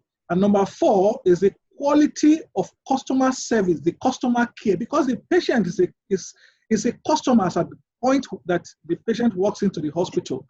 So these are areas that a lot of specialization is required, and we need to take them more seriously, devote resources, develop our people so that the quality of our healthcare in totality can continue to improve. And these are things that Professor Babatunde Green has always emphasized. And the 3 centers where we are currently operating, the Common Ground Center, Bagada, the Bagada General Hospital, and the Luth PPP have seen remarkable improvement in these areas. And we're poised to continue to work in that direction. Thank you very much for the insightful presentation, Prof. Now, let me go to the chair of the Institute of Workplace and Facilities Management. And by the way, I salute all my executives in the IFMA. A lot of them are online. I've seen them. All the presidents, majority of them are online. We have IFMA and we have IWFM. These are world professional bodies in the industry of facilities management. And we encourage membership of these two great institutions, IFMA and IWFM, because when the industry does well and the institutions there are performing well, those of us that are members, we thrive because they advocate for us and they enable us to also build capacity through collaboration. So my next question is to Mrs. Wale Odufalu. What are the key drivers and the principles behind best practice for waste and resource management? Can you share practical tips and considerations for facilities management professionals to ensure good environmental standards are in place across the various locations where we're operating? Thank you very much for that question, and happy World FM Day to all of our facility managers and the entire industry. Please permit me to stand on existing protocols for sake of time. Waste in particular used to be like a backdoor operation, but now with increased public scrutiny, customers, staff, the government, they're all demanding, for organizations to think more about waste as a resource where value is retained. So businesses need to understand and minimize the environmental impact of their waste footprint and also optimize their positive social impact. Some of the key drivers we're seeing is that there's increasing public awareness and interest.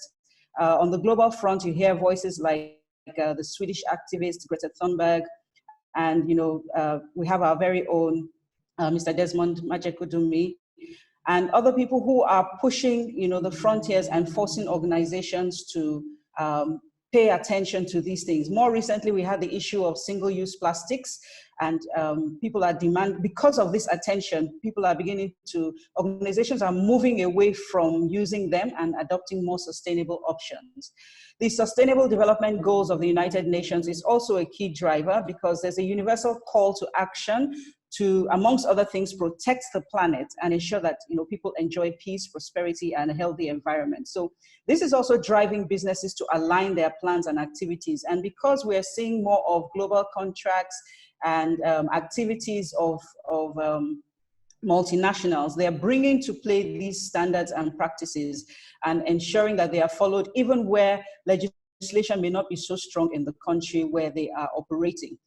Legislation is another key driver that we are seeing. This is increasing in many countries. Waste in particular is one of the tightly regulated areas.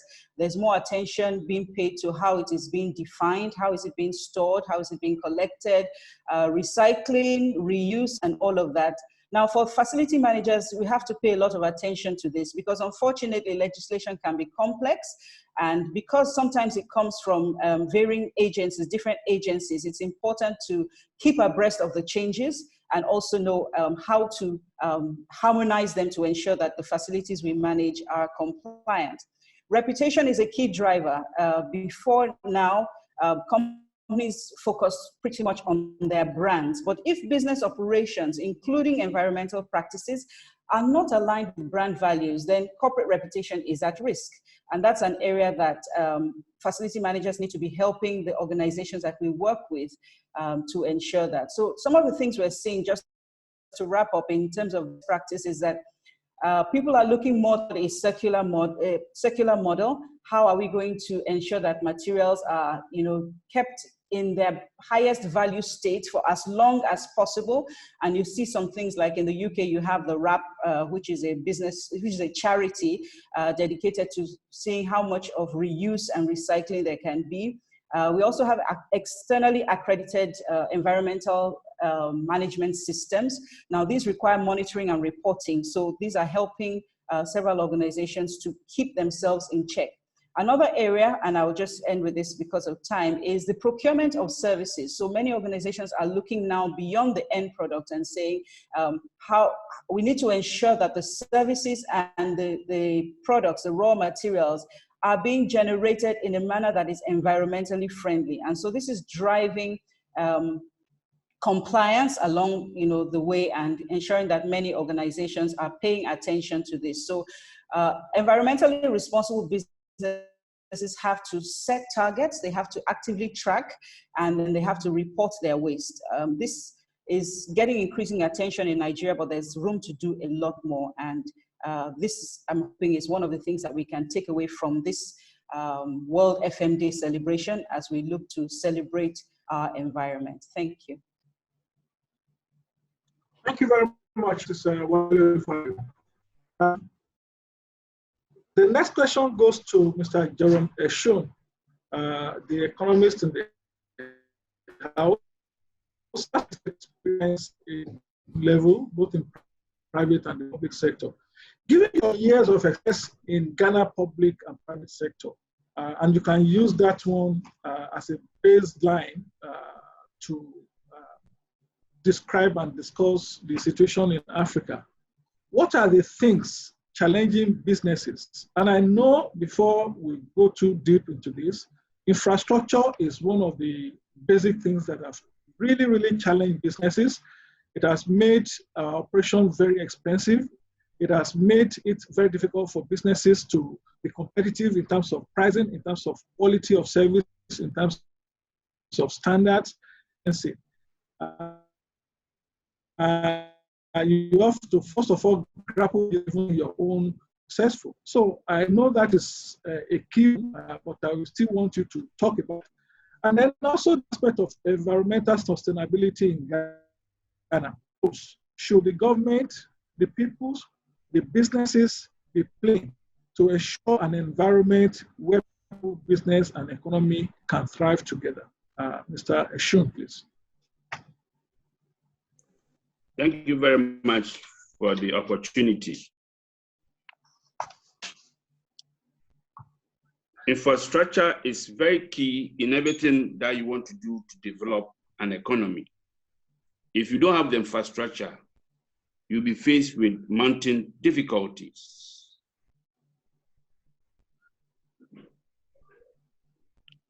And then it dovetailed into standards.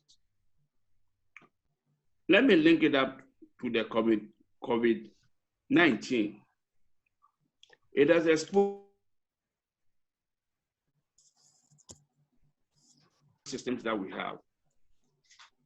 Cracks in the health sector, cracks in other commercial areas, cracks in all industrial areas that needs to be thought through again. The kind of infrastructure that we set up, we forgot about technology. In this time and age, technology is a key driver in making businesses succeed. If we're talking about infrastructure, it's not basically the brick and mortar as you see there. There's the need to have an inbuilt mechanism where technology will work very well, where spacing. Now we are talking about new terms now. Social distancing, both at the marketplace, commercial, industrial areas. That means that standards must be kept. But you cannot have standards without the law. There should be an enabling law that will guide the conduct of every business that you want to do or undertake in any particular country in the world. The environment as we speak now is under threat. If I would ponder to ask one question, how many facility managers have their own landfill sites for waste? I doubt if you count the numbers. But we are part of the environment.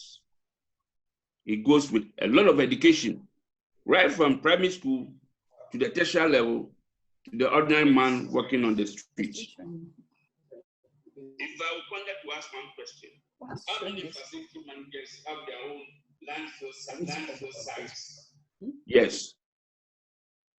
You can do that in collaboration with governments. You don't allow government alone to have the landfill sites. That is where the private-public partnership should work.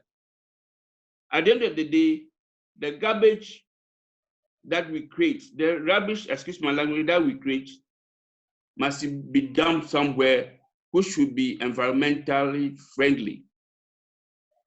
If we don't do that, it will come back to haunt all of us.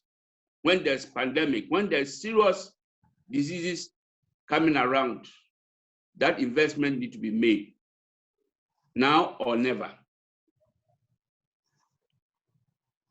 When talking about efficiency, all this coupled with proper guidelines would enable individuals, organizations, societies to be responsible for their actions.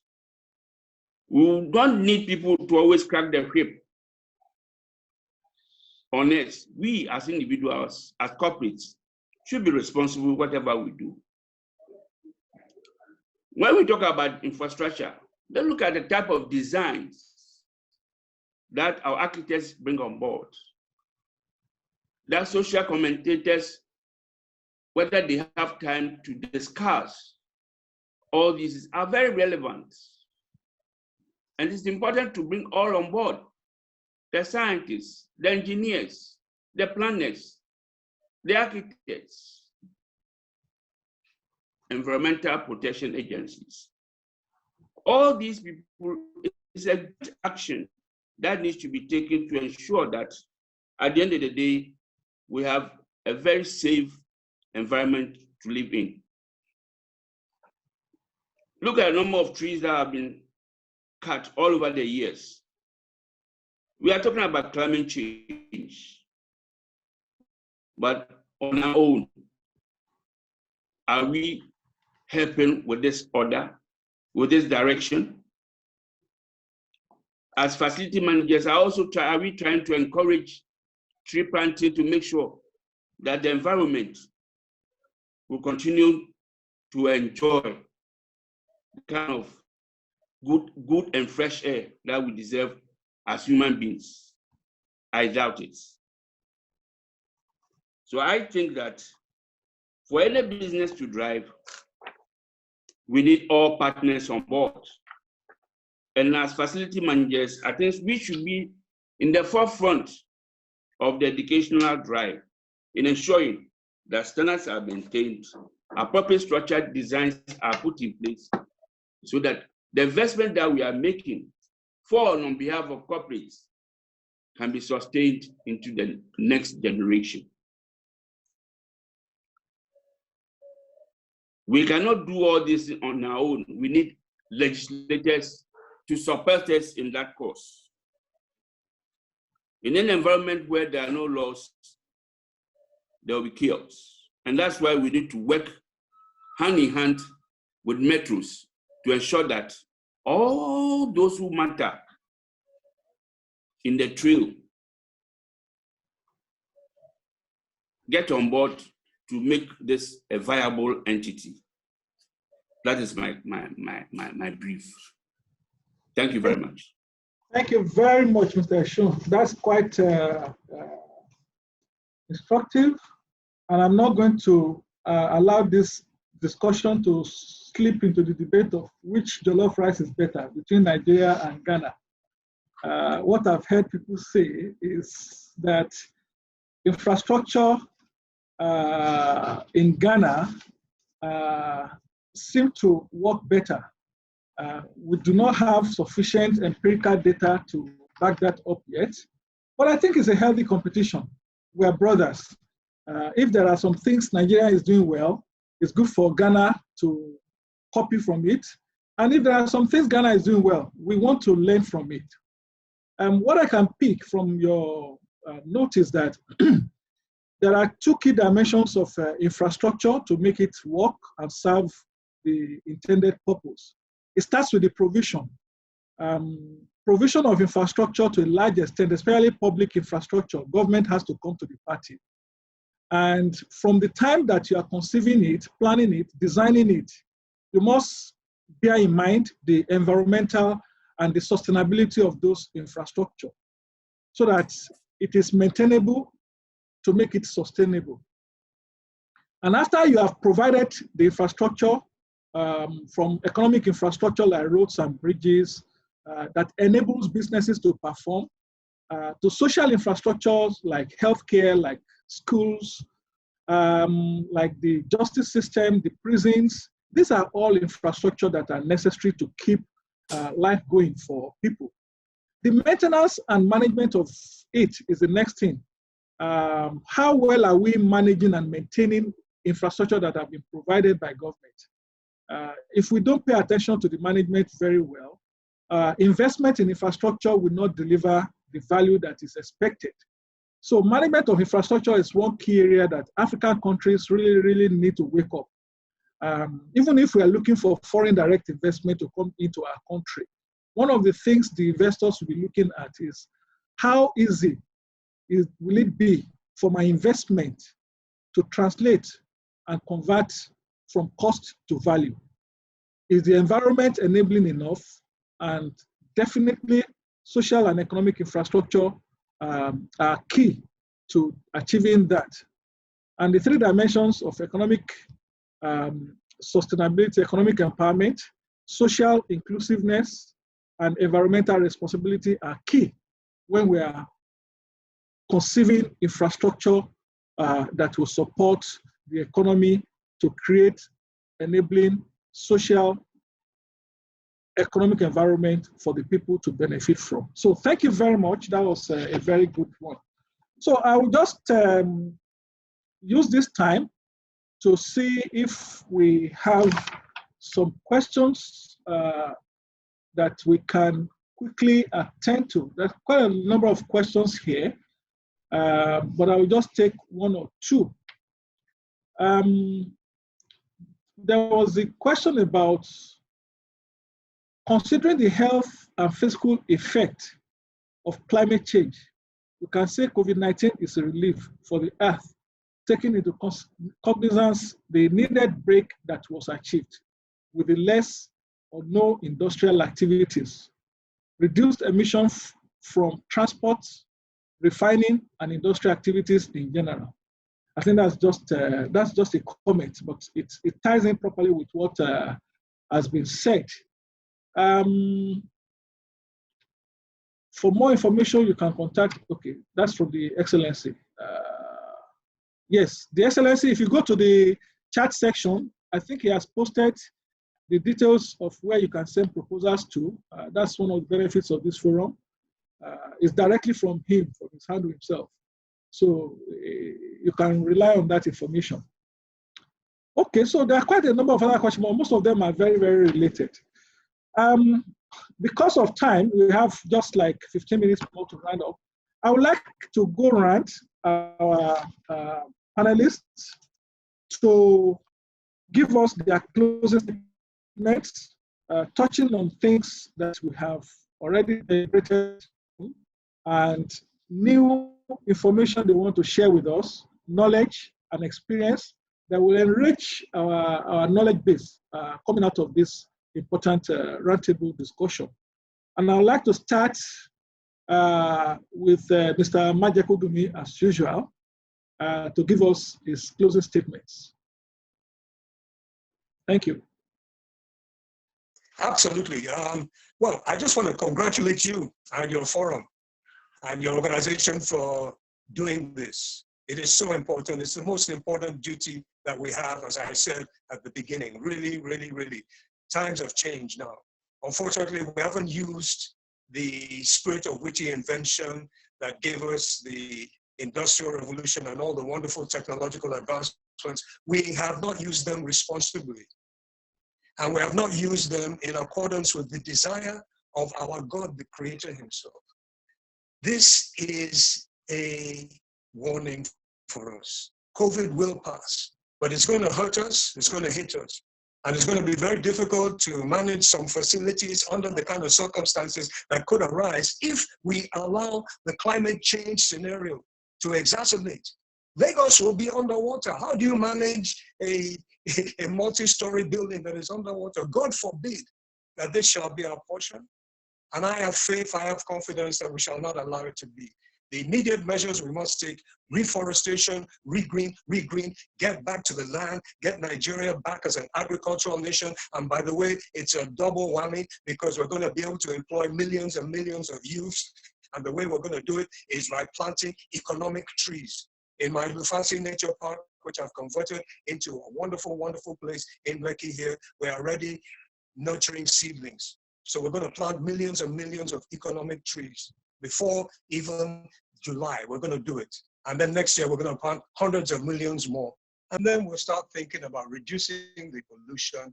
And definitely, please, please, please, let's manage our waste. And especially the waste that comes from the mosques and so on. We must think of our brother man. And I'll just close on one particular adage, that whatsoever a man soweth, he shall surely reap. So if you slap your mama nature, she's going to slap you back. So please, let's love our mother nature, and she will certainly love us and nurture us. Thank you very much. That's very scary, because sometimes we are slapping mama nature we don't know, with the kind of smoky generator, the kind of cars that we drive on the road that really are not roadworthy. Yeah. And the industrial waste that we generate and how we dispose of them is actually slapping mama nature. And I hope it will forgive us and not slap us back. But we are seeing part of the slap back now with COVID-19. I'll go to Professor Green to give us his closing statements and key lessons and learnings and experiences he would like to share with us on this forum. Thank you for the opportunity to share this experience with all panelists and all those who have logged in to participate. The COVID pandemic period has highlighted, brought to the fore, the fact that we have serious gaps in our health system, both in terms of our infrastructure, in how the system itself works. The challenges are in personnel. Do we have enough trained and well-equipped personnel? Do we have enough infrastructure? Is the infrastructure working very well for us? Do we have policies and processes in place to make sure that we can guarantee the patient experience, so that when a patient enters into our environment of care, how is that environment of care? Public health teaches us that the environment contributes about 20% to our health status. So it's not just the environment outside, but the environment where we live and the environment where we care for ourselves, especially when we are sick. Are we waiting for that environment only when we are sick, or using that environment of care to maintain our health status so that we continue to stay healthy and not wait until we are sick before we start going into that environment? Do we have enough systems in place? Now, lately, you are not able to even go out for so many things. And we have even scaled back in the kinds of clinics that we have open in our healthcare facilities.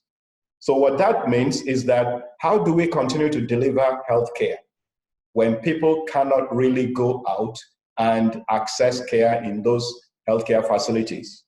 That brings in telemedicine. We need to look into telemedicine. We need to look into artificial intelligence, where we can actually deploy health systems in these areas so that we can not only consult with our patients remotely from their homes, from their workplaces, but we can also deliver care in terms of giving advice or prescribing treatment and deploying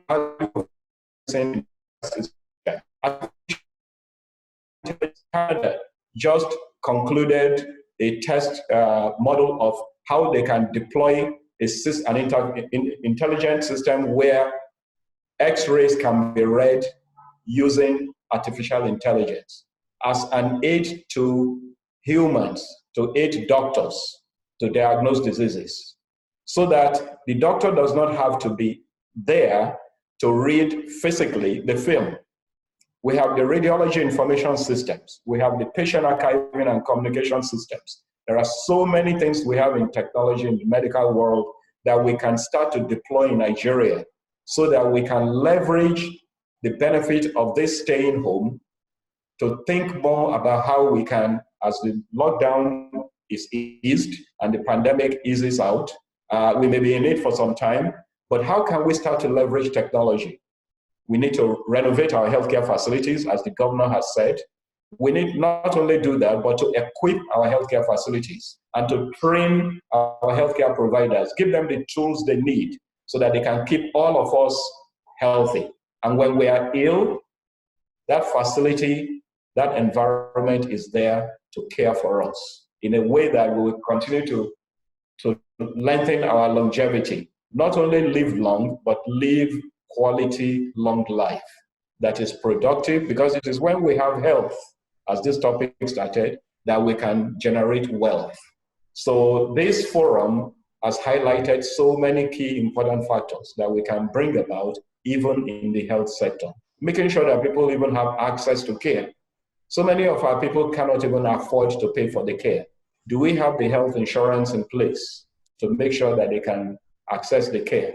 Our statistics shows that less than 5% of our 200 million people have health insurance.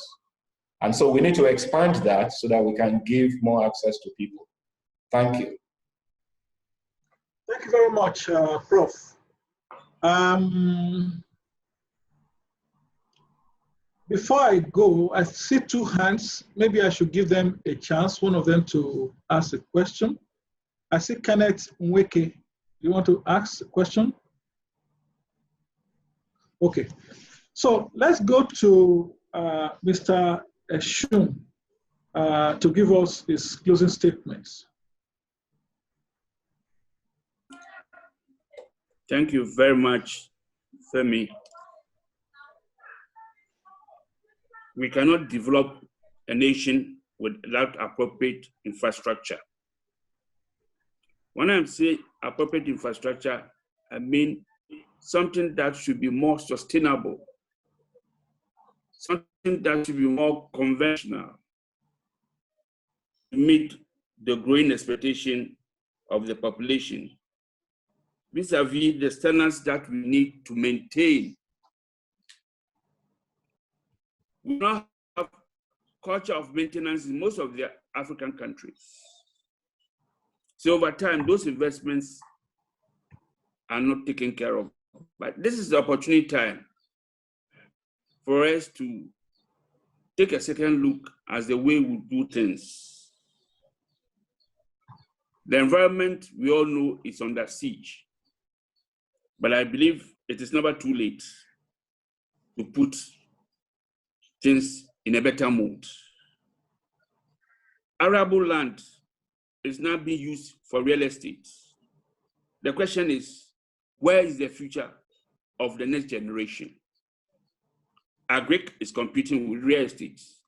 I think it's about time we change the way we do things. It's better we go vertical and put the appropriate systems in place so that facility management will play the rightful role in maintaining all these structures. Going horizontal is not going to help us in any way. With the teeming population that we have coming up, and I believe that with this issue of the pandemic, we've all realized that we can always work at home, virtual. That means the technology is now going to drive the way we do things. So as facility managers, we should not think outside the box, that there will be a time that we may not even have the facilities even to manage. But how do we go about this so that we'll be on top of the game? We should scale up our game. And I think it's very important. Here we are, the health sector is under pressure because their budgets going forward may end up being larger than any other, because talking about human beings. So I believe that this forum is more appropriate to let us know that we have the enemy with us that we have to deal with. The enemy of not taking care of our environment. And I think that this is a clarion call for all of us to sit up and protect the next generation from further catastrophe. Thank you very much. Thank you very much, Mr. Ashun. I'll quickly go to the last person, but not the least, Mrs. Wale Obifalu, to give us her closing statements.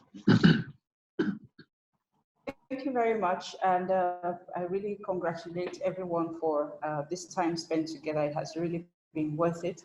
I think for me, the parting word would be duty of care.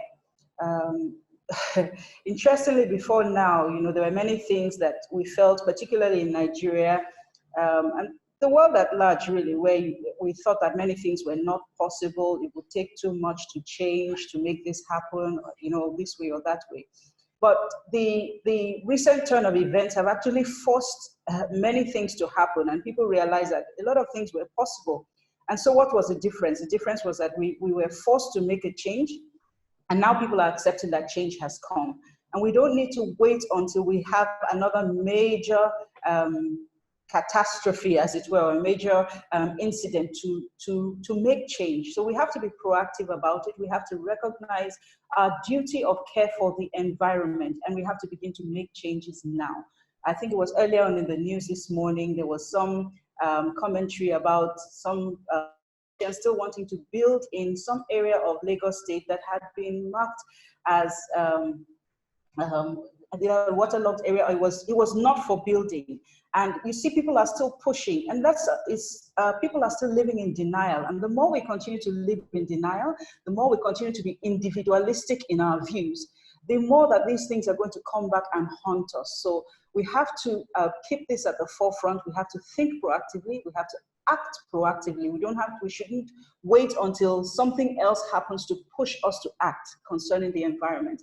For professionals, I would say this is the time to arm yourself with the knowledge that gives you a voice so that you can be heard at this time. If you have something important to say, but you don't have the clout and you don't have the platform to get this across, then your voice is not going to be heard. And for us as facility managers, we have to arm ourselves with the knowledge, with the platforms to have the right level of advocacy, to influence our customers, to influence the government, to make the right decisions and to get things done. The IWFM Good Practice Guide, which I shared from, is actually available on the IWFM website. And I saw that somebody wanted to ask questions about being a member. For both IFMA and IWFM, they have their websites. And if you just search them, you can follow the prompts and how to register and be a member. But this is really the time to arm ourselves, make ourselves relevant, and take our place in making the right things happen so that we can preserve our world, for it to be the future that we want it to give us the kind of future that we want it to be, the world that we want to pass on to the next generation, the world we want to live in now. And living in denial that all the global warming issues are not happening is not going to help the matter. The truth is these things are just around the corner and we have to do something about it now. Thank you very much. Thank you very, very much, Mrs. Obifalu. Let me start by saying that I see questions here. The only problem we have is time, because we are raising to finish everything by 1:30. But what I would suggest is that all the people that have asked questions, we will note all your names. We have your contact details, your email address with us, your phone number. Some of these questions were sent to different speakers today, including some to the executive governor, who has given us assurance that if we have any thing he is not able to address here, we can always forward them to his office, and we will definitely get a response. So that's the way I would like to play that, so that we can stick to our time. One common question that has also come is people are asking, and I'm asking the organizers now, whether they can get the conference materials and the video recording. I'm not speaking on your behalf, our planning department, but I think that's one of the beauty of this session and one of the values we can all get out of it. I would also like to get the video recording for my future reference. So perhaps we'll find a way to post it somewhere on our website where people can watch it later, especially those who missed the earlier part. They can watch it all over again and extract other information that will be useful to them. So I've not given an instruction, I've not given a directive. I'm just suggesting because I need it to. My closing remark, because we've listened to all the speakers, and I think it's only fair for me to also close with one or two things I've heard people say. Number one, that came out very, very clearly in almost everybody's speech, is that we are living in a world that is interdependent. The dependency of the environment on every aspect of our life is so, so strong. We have seen how the impact of the environment has affected our health and how it has affected our wealth. So if you think this thing everybody is talking about the environment is too far away from you, you can do what you like. You can finish drinking water in a plastic and throw it away anyhow on the road or into the ocean, into the lagoon. And the fish will eat that plastic. You will be the first person to buy that fish for a meal, and you will eat your plastic back. And that goes back to what Mr. Majemi said, that let's be careful not to slap Mother Nature, because if you slap him or slap it long enough, he will turn around and slap you back. And I think that is what this COVID-19 has clearly demonstrated to us. What we thought was not so important, what we have not paid attention to. Who is the world? The world starts from us individually. What you do, what I do, is what adds together to make the entire world population.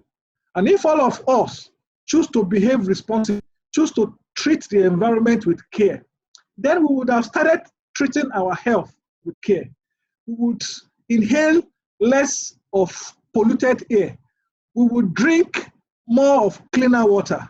We will eat better of good food.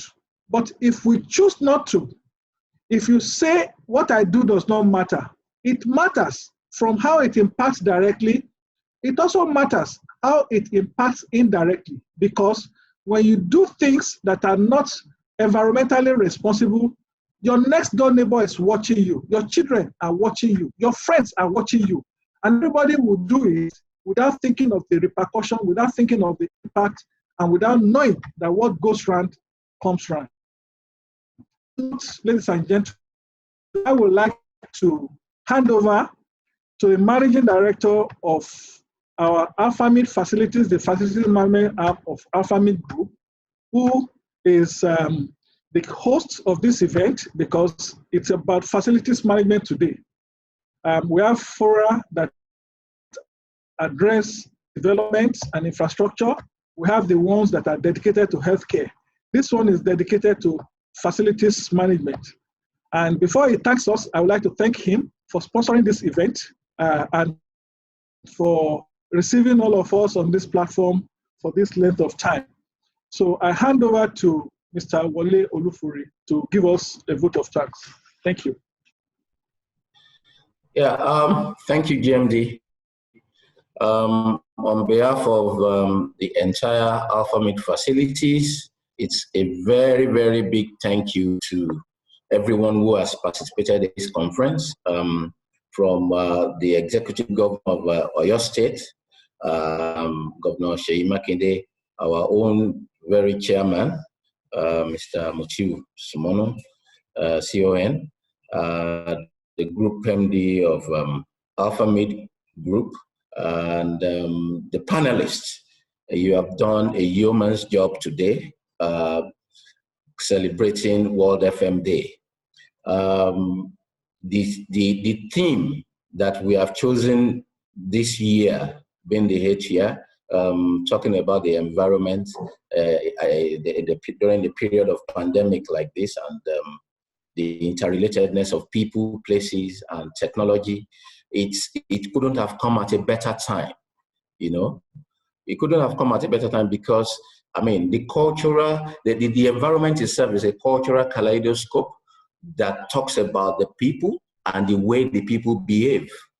And COVID has just all of a sudden opened the eyes of all to those things that we had neglected. The common basic hygiene, you know, where we play, where we work, we've neglected it. But thank God for the panelists today and the speech from the keynote speaker, the governor, which actually shows us that there is now a compelling need, you know, for all of us to embrace our environment in a way and manner that enables us to leave something that is sustainable for future generations. So our work as facility managers indeed is more critical at this time because we are in between. We cannot be, we are so important now that this is the time to really push the frontiers of professional FM, you know, because we will have to help the communities, we will have to help the government, we will have to help the different organizations to apply best practice, to manage people, places, leveraging technology to make our environment safer and cleaner for us. And these are the key touch points that I have jotted down. I want to appreciate each and every one of the panelists for speaking right to the point on this. And we look forward to a better environment, a better place for people to integrate. Hopefully, the lockdown will ease after a while and things will get back to a reasonable extent. We don't anticipate that it will go back to the old normal, you know, and we must avoid that gravitational pull to be doing things like we were doing them in the past. The current setup that we all have during this pandemic, managing the ease, we believe we can ride on it to respect the environment, just like Mr. Maji Kodumi has opined, and will be the better for it at the end of the day. So thank you very much once again. We look forward to our planning department sharing some of this video and the contents so that we can all learn and, you know, go back again and learn one or two things, and then we can do business, you know. Thank you to everybody. My head of strategy and planning, head of marketing and brand communications, you have done a yeoman's job. I mean, tough is what we do. If we cannot go to a hotel, we can go to Zoom and still make this happen. Thank you very much.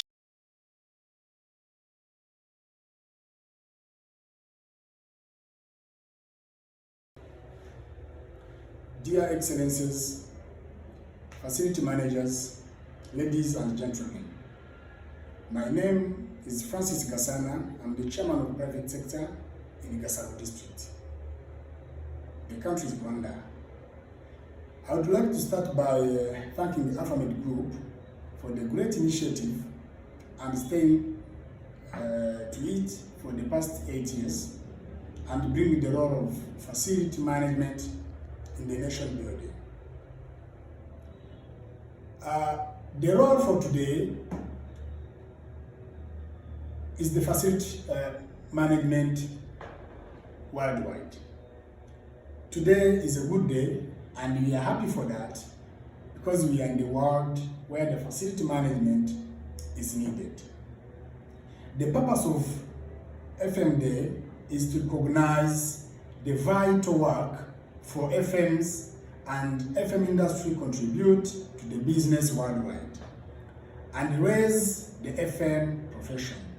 As we celebrate the World FM today, this year's theme is celebrating the environment. We acknowledge our industry's respect for the environment, our continued focus on its sustainability.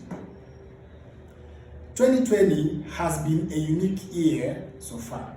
It is common that different parts of the world face different challenges. But this time, the world is facing the same crisis, the COVID pandemic. The pandemic has put the world in an environmental emergency, calling out to everyone to work together to contain the pandemic and try to restore the environment back to normal using a different approach than the normal. As we celebrate the World FM today, what is our role? That is our question we have to ask ourselves. How can we manage the environment in times of pandemic? People, places, and technologies. To be able to draw this, we have to first understand what is our contribution to the environment during normal times and what is the new requirement. We should be able to adapt the new normal quickly, be it on our day-to-day services, in our services delivery, in our budget projection and implementation. In relation to people, we have to use available resources and create more online tools to stay connected to our customers, enhancing and improve our communication internally to be able to handle the remote way. Look at what our new facilities support that we have to avail to our teams to stay on top of the game. In relation to place, incorporate the new working place, our homes, in our operations and processes. Be able to deliver at the same standard despite the working place.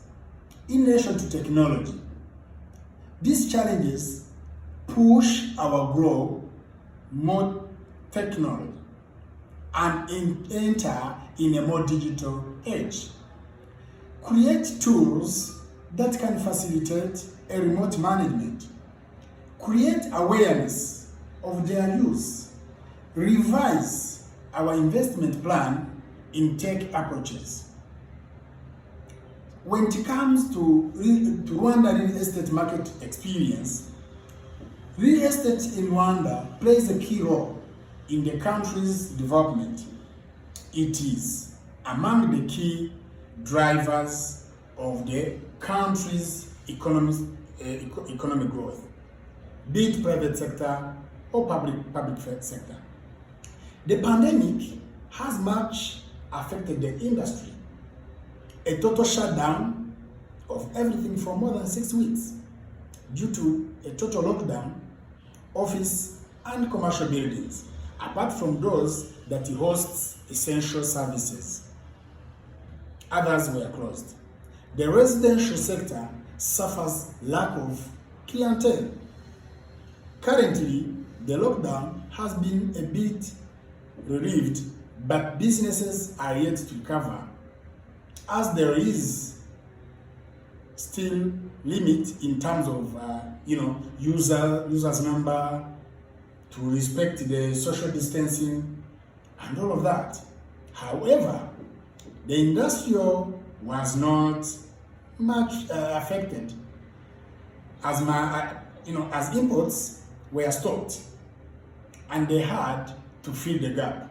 But the problem was exporting because of the transport and the cargo not in a normal way, so the export was much affected. So, but there are much opportunities.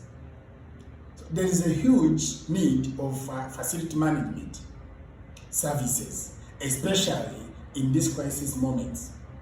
FM is able to bring the value that the building owners and users need to fight against the spread of pandemic. For example, enhanced and monitored cleaning services. Due to our experience, we are able to deliver facilities management services despite the challenging times. Another example of an opportunity in real estate, it is sanitizing or deep cleaning, where we make sure that there is disinfection in the building, in the workplace. That is a work also of facility management. So when we go back, in real estate, we would also want to mention people should take into consideration the life of a building. That's the lot of people and technology to position facility management.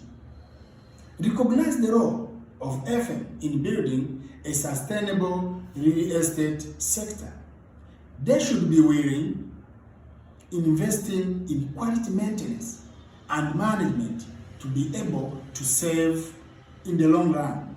Admit that the number of technologies needed in today's building, and most of the times expensive, cannot serve the purpose efficiently unless well serviced. The new normal imposes a high use of technology to reach where people can't reach. So the role of private sector. The private sector are key players in the country's development, and their contribution is now needed than ever during the post-pandemic period. So they should raise awareness in different industry players to promote against pandemic-based practices. Make a priority the development technical tools that are needed in the new normal. Invest in advanced tech ways in development sustainability, such as facility management. Develop tools that can help the working from home and ensure the same or better service delivery. This is the lessons we learned from the pandemic, where most of the people in the total lockdown, they worked from home. So they needed technology, softwares, that is applications, to help them in facility management, to manage the facilities at distance. So as I conclude, I would like to bring to your attention once again that whatever we do it in an environment. We therefore have to preserve it and make. Again, this is our season as facilities managers, professionals, to show the world the importance of a safe and clean environment as it relates to FM services. Enhance our services by adding more pandemic relevant tools. Keep our customers and ourselves safe. Thank you so much for the time, and I wish all facility managers professionals across the world a happy World FM Day. Thank you so much. Good day. Thank everybody who has participated actively. We started with about 280 people. I think we still have about 60% of that number online. It shows that the engagement level has been very, very high, and people have contributed very well. Lots of questions have come, and rest assured those questions will be sent to the appropriate quarters. Your details are with us, and you will see a response to them. Time was the reason why we couldn't take all the questions one at a time. Thank you. God bless.